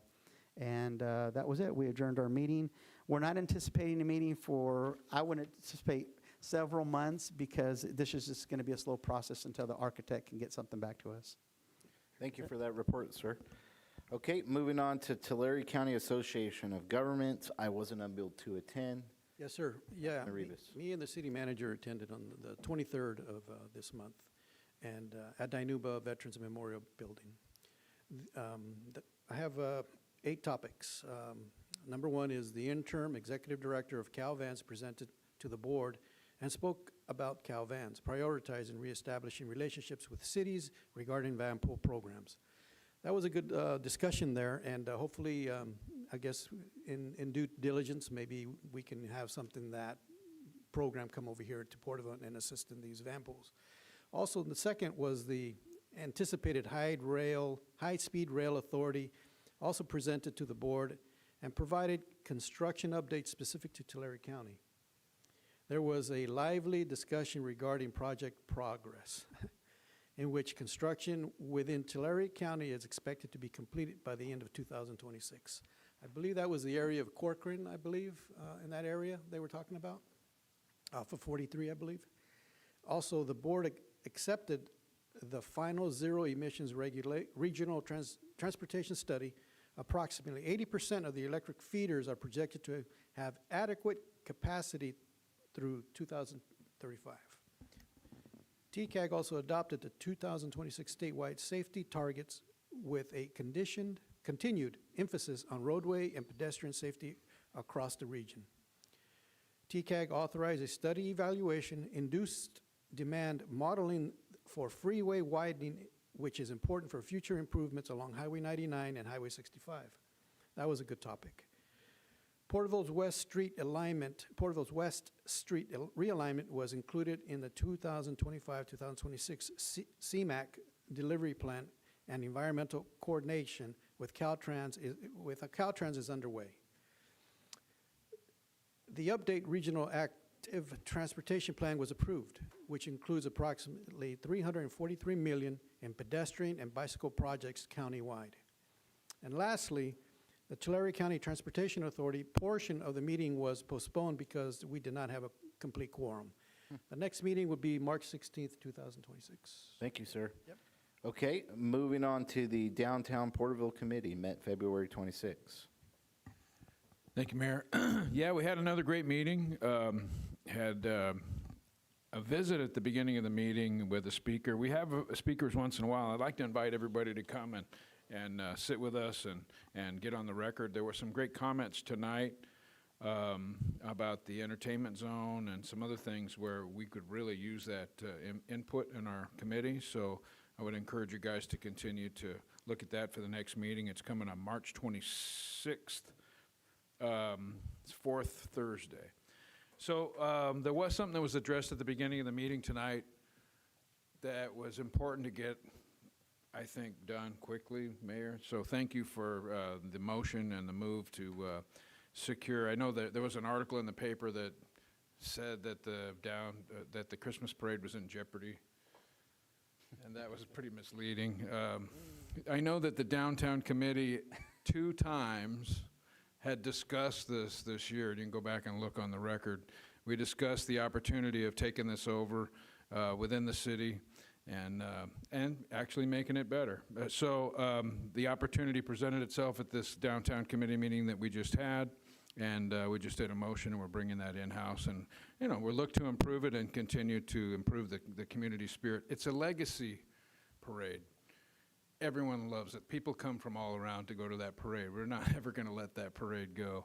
And, you know, times change, people change, attitudes change, but we're committed to that in the city, and we're going to continue to make sure that we fulfill that rich legacy and continue it on for years to come. In the next item that we talk about here is, excuse me, we just summarized, because we went through a lot of brainstorming last year, trying to, you know, figure out, well, what is it that, you know, because there was a lot of comments when we first established this committee last year, that, you know, we tried that before, don't try it again, you're never going to succeed. And so we wanted to approach this from a brainstorming standpoint, and we went through that again, and that's all on the record, to talk about what are the elements that we want to see in our downtown. And let's go and work on those elements, and let's start fresh. And we went through all of those things. And there are a lot of things that are common sense, right? Regular downtown events, infrastructure improvements, rear parking, safety, you know, bringing history to life, branding, murals, which we have a mural now being painted, coming out of the Heritage Committee, fire hydrants, downtown flag walks, which we're now going to do. That's coming up soon. There is some still great discussions on parking and code enforcement and opportunities, because, you know, we don't want to spend a lot of money doing parking meters and having meter maids. I know I've done that in the past, but if there are some innovative ways that we can do that, we want to look at that. We did have a lot of discussion around ADA parking downtown, and so I want to make this plain. There's 3 phases going on. We're in the phase 1. We're including Main Street and landscape improvements, right? Phase 2 is the downtown parking lot, which is going to begin later this year, which is down there by the old where the old JCPenney's was. And then phase 3, as we finish that up, that capital that's allocated will be dedicated to improving the ADA parking all throughout downtown. So it's in the hopper, it's in phases, and it's coming. You know, things take a long time in government. We're working through that. So that's what I want everybody to understand, that one of those key takeaways in the committee was to make sure that we address some of the things that came out in the committee and the concerns, and then we have capital that's already being applied to that and addressing that. And so it's just meshing those things together. There's some great discussions about a downtown speaker system for communication. There was discussion about having a bell. We had someone came in and got on the record and said, hey, what if at 6 o'clock every day we ring this bell downtown to let everybody know it's shopping hour or happy hour or something, some sort of a theme downtown to get people doing things. So there's some talk about that too. So those things cost money, and the marquee display that we discussed to improve the communication. I mean, we've got a really nice one at the museum, right? And that was donated by a very generous individual. And when you drive by the museum, you can get updates on stuff that's going on. There's one down by our corporate yard. I don't know if it would be a takeaway if we put one down here, but a marquee is being discussed as some way to communicate in addition to other things. So those are things we talk about in there. The entertainment zone is something that came out of the downtown committee, which is, I'm just happy to say that that's moving forward quickly. And we looked at the basic understanding of what do we really want to see downtown, and it's civic events, it's heritage events, and we want to incorporate things like our theme of the Charter 100 and the America 250 downtown this year. You see some new buntings that are going up. So we're coordinating with the Heritage Committee and folks that come into our committee too, and just saying, this is a theme. Let's leverage this theme. How do we make this better? How do we get our businesses to contribute? How do we get them to play off of those things? And so having the flag walks down here, with having the kids come down here and adding in education, those are things that we're working on in the downtown committee, and we want to leverage the theme of this year, which is bringing history to life, and just celebrate that patriotic spirit of our city. There was a really good comment that came up tonight about communication. As much as we have all this technology and newspapers and Facebooks and chamber websites, it's really hard to have a cohesive communication. Everybody's talking past each other, and they're like, hey, I didn't hear about that, and I didn't hear about that. We talk about this a lot. We don't have a good solution, but we're talking about some software that might be able to address that. Not sure if that's going to happen because it's expensive, so we'll keep shopping around. But it addresses a lot of those things about a lot of people say, hey, I didn't know about this, or I didn't know about that. And so that's always a key issue that comes up, communication. That's why they have a class for that at the college. I don't know if it helps, but getting to the youth. That came up tonight too. And so I wanted everyone to understand that we are trying to tackle that in the downtown committee centrally, because we know that it's a center of a lot of the civic activities. So if we want to go in and add farmers markets later, and we want to add some other things, we want to be able to communicate effectively with everybody. And so that's a key premise item that we've been discussing. How do we can make the framework, and then all this stuff will start happening if we create the right framework. So those are the discussions that we have. And that came up in the meeting tonight, so I wanted to talk about it. And the other thing that came up in the meeting was the entertainment zone. So part of the entertainment zone we talked about and voted on tonight was about designating these areas where we can have, alcohol, right? So we can go share in some events and be a little bit looser. We don't have to pour out our wine when we walk down the street at the Wine Hop, which is a great event. But let's make that a little bit easier for the future. So, but in that entertainment zone, it isn't just that. The comments were terrific. What are we doing to have live music? What are we doing to have places to eat out in front of our businesses or around downtown, a place to gather? Those are the things that we talk about in the downtown committee. We're on the record, and we're really actively trying to pursue some ways to do that. And it's going to dovetail with some of the deregulation discussions that are happening now, too. That was a great meeting this week. A little bit of bumpy road here with the Christmas parade, but I want to assure everybody, Christmas parade's not going anywhere, and it's going to continue, and it's going to be bigger and better and brighter than ever this year. And so I just want to finish with that. Thank you, Vice Mayor McCurvey. Moving on, one thing I wanted to state, it wasn't on here, but we did meet with the tribe for the MOU on February 26th. We didn't meet the numbers that they wanted as far as the call volume for fire. And so we're still working. We're going to set up another meeting, but it was good discussion, and we'll have more details in the future. Okay, with that, we'll move on to oral communication. If you have any comments, please come forward at this time. Hey guys, it's me, Alexis Espinoza. Really great meeting tonight. It was really cool to see. I only have a couple of comments. It was really cool to see the Sequoia Middle School students come and voice their concerns, especially because they're middle school students. It's a little more intimidating to get in front of you, so they were really articulate and they spoke really, really well. Item number 22, the drones for the public safety departments. God, those are cool. Those are really cool. But the coolest part was watching the chiefs get really excited like kids when that drone came out. Their faces lit up.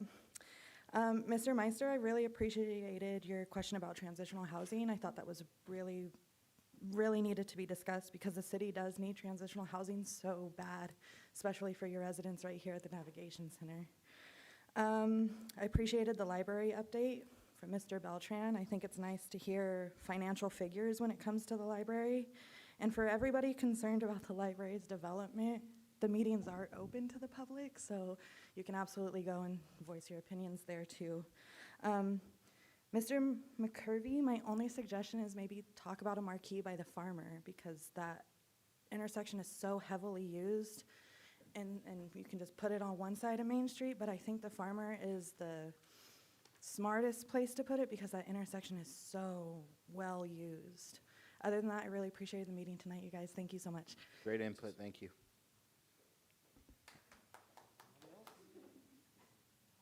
Toss-LA address on file. Thank you, Councilman Beltran, for clarifying that. I thought there was a negotiation for that 114,080, but I guess you didn't negotiate that, Mr. Mayor, so I guess a little bit of misinformation for me, looking straight in my eye, so. The thing about the downtown committee, I hear what you're saying. There's a lot of great ideas. And what I'm not hearing is these kids involved. I wonder if there's a way to get the youth involved. I know we have a youth commission. I think we do. Is there a way to figure out what these kids want to do? It's like a whole bunch of old adults in a room that are trying to make a decision. I don't know what they want. I don't know what my kids want, right? So, and then as far as at the downtown committee, City Manager Tree brought up a great app. And I know it's costly, but there are other things we're doing that are costly. Can we just maybe change our priorities and put it towards that? Because just tonight with the gentleman for the Mr. Flowers, I mean, I didn't even know that was an available seat. And then I go online and there's a bunch of available seats. So public service announcement, go to the city website. I guess there's a jobs opportunity. There's a bunch of committees that need people. So go there, check it out. But that's something that you can put out there, right? It's like a communication. So it sounds like apps. Another idea that I've noticed from the business community is people called influencers. They go a long way. These kids listen to these influencers. Maybe there's a way you can partner with these influencers, these local food people, or other things that can promote these events. Because man, they got a lot of followers and they get a lot there. So just thinking outside the box. I know the answers are here. I don't know if the right people in the right rooms, to be honest. And I might not be the right person in many of those rooms, because but they're in the community. Right, so I'm telling the community out loud, come be a part of this. Come be a part of everything that goes on. It's real easy to sit behind a phone and complain and say what's wrong. And sometimes somebody said something in those comments, hey, guess what? Get involved. That's a lot of energy to say what's wrong. And somebody said that here, I think. Be a part of the solution. So thank you for being here. Please don't attack us when we want to be a part of the solution. We're all working together, right? And sometimes I feel like there's a little animosity, and it shouldn't be there. Maybe it's not intentional. But it's just feedback, right? We're all working towards the same thing. So thank you for your time. Thank you for this opportunity. Thank you, Saleh. Mr. Saleh. Corey Wells. I do believe I've seen an email. What was it? Okay. Go ahead, sir. I do believe I've seen an email about the Measure R committee vacancy. But that went through an email and a newsletter, and again, to his point, sometimes it's hard to see all that information on the algorithms and the buried emails. But I do have a question related to that, just a clarification. As far as I understand it, you don't need to be specifically a resident of the city to be a member of the committee on the committees. Neither for the one with TCAG. So that's a question, of course, that's what it says online at least. But whatever his residency is, I don't believe it's necessarily required. You have to be a resident of the city for even the ones that are like Measure I. And so, yeah, thank you. That's it. Thank you, Mr. Wells.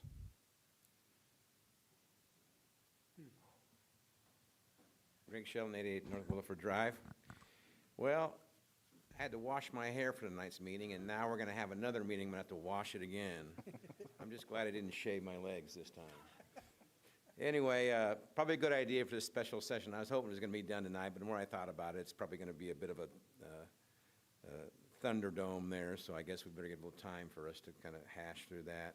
I would ask that maybe as part of this, put on the agenda the concept of a budget for promotion, because what I was thinking is we have that spring festival coming up, and we could get a table if we had this and we could have promoted it. That's assuming that Taha and the chambers are going to quit us on it, you know what I mean? Yeah, and as for Josh Flowers, I've met him like 3 times. I thought he was an ag consultant or something like that. I don't care that he's in Strathmore. Richard lives in Springville. I think Alex lives in, we get, as they get better jobs, they get better houses, and so I hate to lose that kind of skill. Most of the directors don't live in Porterville. Well, what do I know? I go vacation on the east side, but I don't know him very well. He's just a gadfly. Hell, I'm a gadfly, you know what I mean? Half the people in here are gadflies, you know? So I think it's 100%. I was on the inaugural Measure H Oversight Committee, and I've been to a bunch of Measure R meetings. They're advisory positions, you know. I don't think he's gonna, you know, do anything sinister or anything like that. I'm all for being inclusive and stuff, you know. I don't consider Strathmore, you know, Visalia. I consider Strathmore, Springville, Terabella, kind of all in this, you know, all in the same ilk. As for Fernando, it's funny because I was on council when Fernando quit us the last time, and Jim Winton was a mentor of mine, and he really liked Fernando. And Fernando in that time was the guy that was like, he wasn't going along with the status quo. I mean, he was the guy that if you went up there and asked him a question, he'd reach down and say, okay, this is how you do it.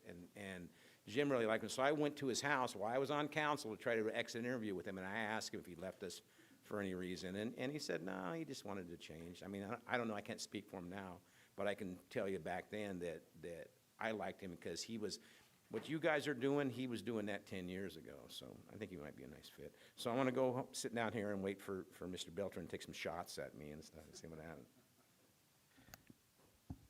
Thank you, Mr. Shelton. Brock Neely, address on record. What you're receiving is the press releases on 2 court cases, one that was rejected by the California Supreme Court and the other one that was rejected by the U.S. Supreme Court. You're an uneducated fool.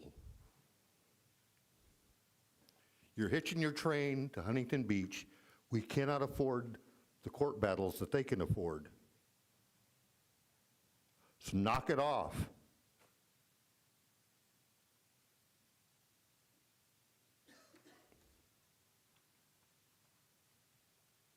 You know, there's an election coming up. You may not win.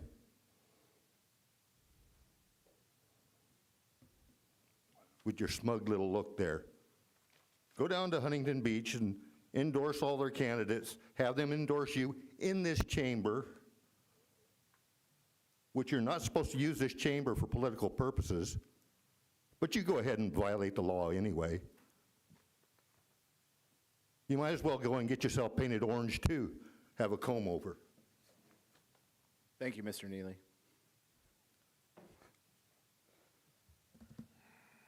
I'm not seeing anyone else, so we'll bring it back to the council for council comments. I'll go ahead and lead on this. Mr. Saleh, I don't mean to make you feel like a victim. It's not my agenda here, but I have been engaged in some negotiations for the city. I think I've saved the city some money along the way. Now, I misspoke earlier. You were correct. But it was my motion to give staff the direction to negotiate, and they did good. So I appreciate that. As far as the comments on Mr. Flowers, it wasn't that where he lives, it's that he may be a state employee, and so that's the concern. We need to make sure that we're good there. Really excited about the drone. Great presentation today. Chief Rader, great job. Thank you for bringing that to the table for the constituents of Porterville. I'm looking forward to seeing the impact and what this does for our community. It's going to be a big deal. Agenda item number 10 tonight, passed for the community cleanup, April 18th and October 17th. And then the entertainment zone for downtown and then the airport. This is going to be a game changer in our community, and I hope it continues to grow. I hope we see a farmer market downtown. I hope these events bring the community to the heart, bring everyone downtown, the heart of our community, and bringing us together. And with that, that's all I have. Vice Mayor McCurvey, do you have any comments? Well, I know this is be a surprise, but not really. It's been a good evening. It's getting late. I thought we had a great meeting tonight, more positive than usual, even though we still have some clown show stuff going on. I really appreciate everybody coming out and spending their time and getting engaged and bringing some optimism and some constructive comments. And I don't appreciate the others, but hey, people are people. Let them be what they're going to be. that says more about them than it says about us. And I appreciate the time tonight, Mayor. Thank you, Vice Mayor McCurry. Councilman Rivas, do you have any comments? Yeah, I just want to say thank you for all the good comments, good feedback of the community. Mr. Rader, thank you very much for bringing that Brink presentation. I look forward to the game changer of a lifetime. The lawyer, I appreciate everything that she's done. The city manager, thank you for clarifying a few things for me. Ms. Calderon, thank you for clarifying some things on that topic that we were discussing. And the fire department and for everything that they do, and the Porterville Police for risking their lives, and also the fire department also. Mr. Cogburn, thank you for your staff. Mr. Taha, you've grown up to be a unique individual. I remember you as a little boy going up that number 3 hole with the Porterville Raiders and the Porterville Steelers. You've matured. You've come into your own realm, and I appreciate that. Alexis, thank you so much for all the good comments and stuff. Mr. Mayorga, I believe? Moraga, I'm sorry. Thank you for the invitation. I might take you up on that situation that you sent out a few weeks ago.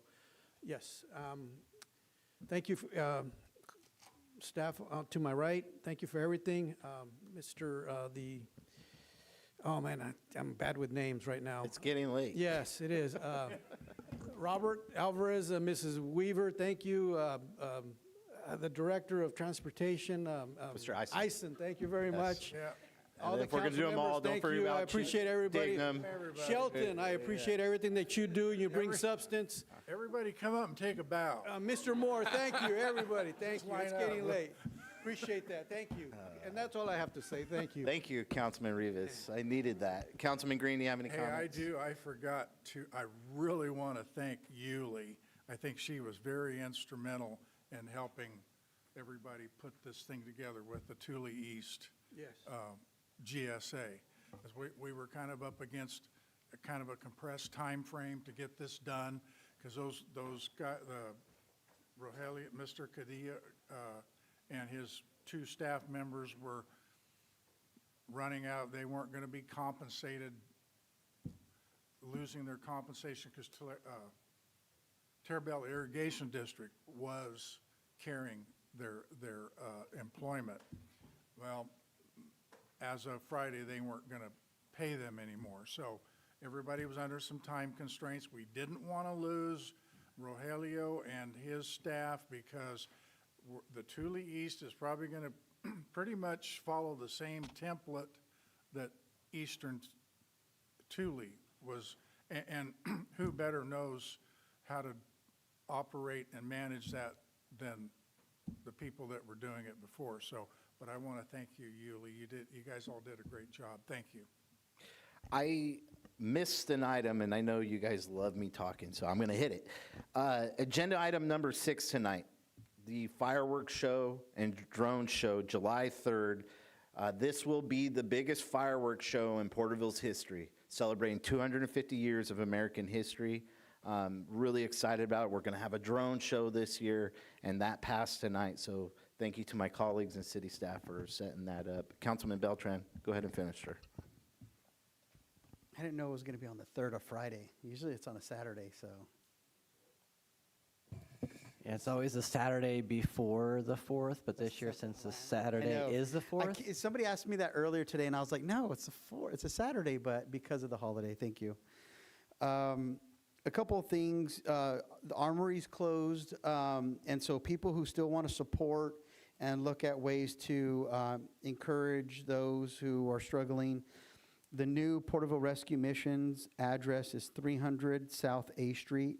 The phone number is 559-202-9157.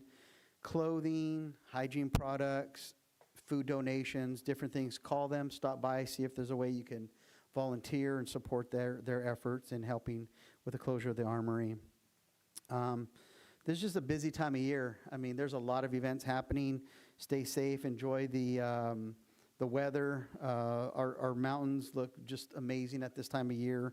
I wanted to the kids that came down and talked about Sequoia Middle School, I appreciate their involvement. I gave them a challenge coins just for stepping up and speaking in front of the council and bringing this to our attention.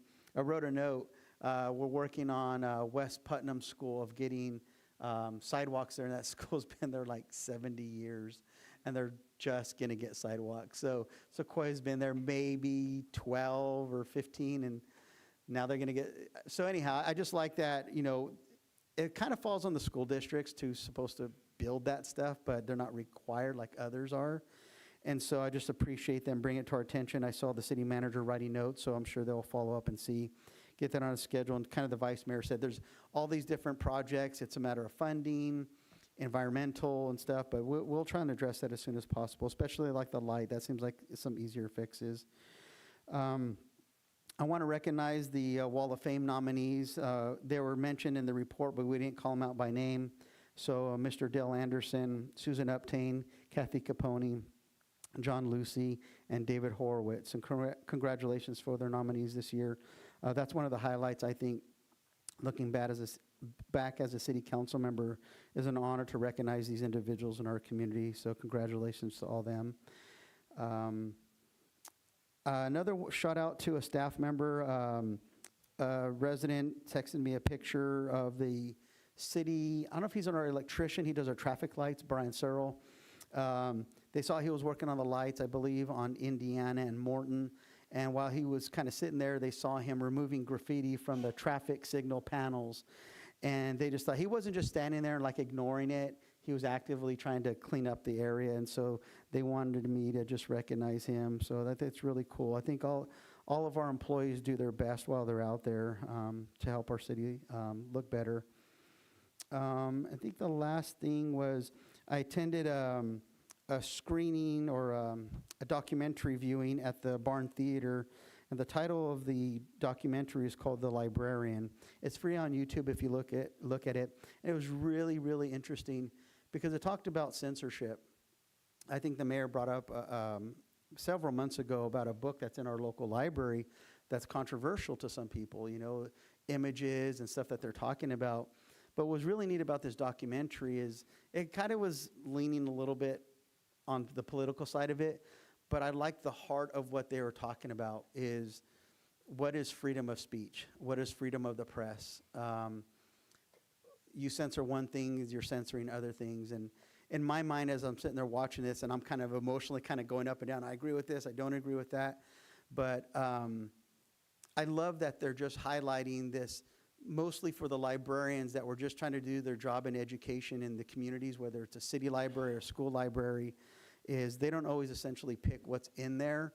It's a lot of either political people, religious people, or activists on both sides that kind of flame the issues.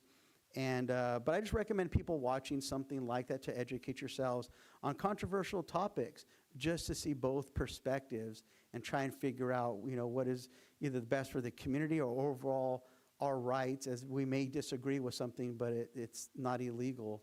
I'm a Second Amendment person, and I'm restricted. The heck, even though it's a right, there's a lot of restrictions on it. And so I kind of walk that line between what I feel personally is appropriate and not appropriate. But I just recommend educating yourselves on those types of topics that do impact our community, whether it's our children's schools, the education system, or public libraries. That's it. Thank you, Councilman Beltran. City Manager Tree. Just a couple things for those that want to get involved. The Heritage Committee is meeting this coming Monday, March 9th at 4 p.m. here at City Hall in one of our conference rooms. Did want to congratulate the mayor on a hand-signed letter from our president and first lady. That's pretty impressive. When I saw that come in the mail, I was like, that's cool. That's, to see him respond to your request. I did want to let the council know that we have some new police officers and firefighters, and that we're working with the chiefs to put together a ceremony, and we'll invite the council to that in the upcoming week or two. That's it. Awesome. Thank you, City Manager. With that, meeting's adjourned at 10:12.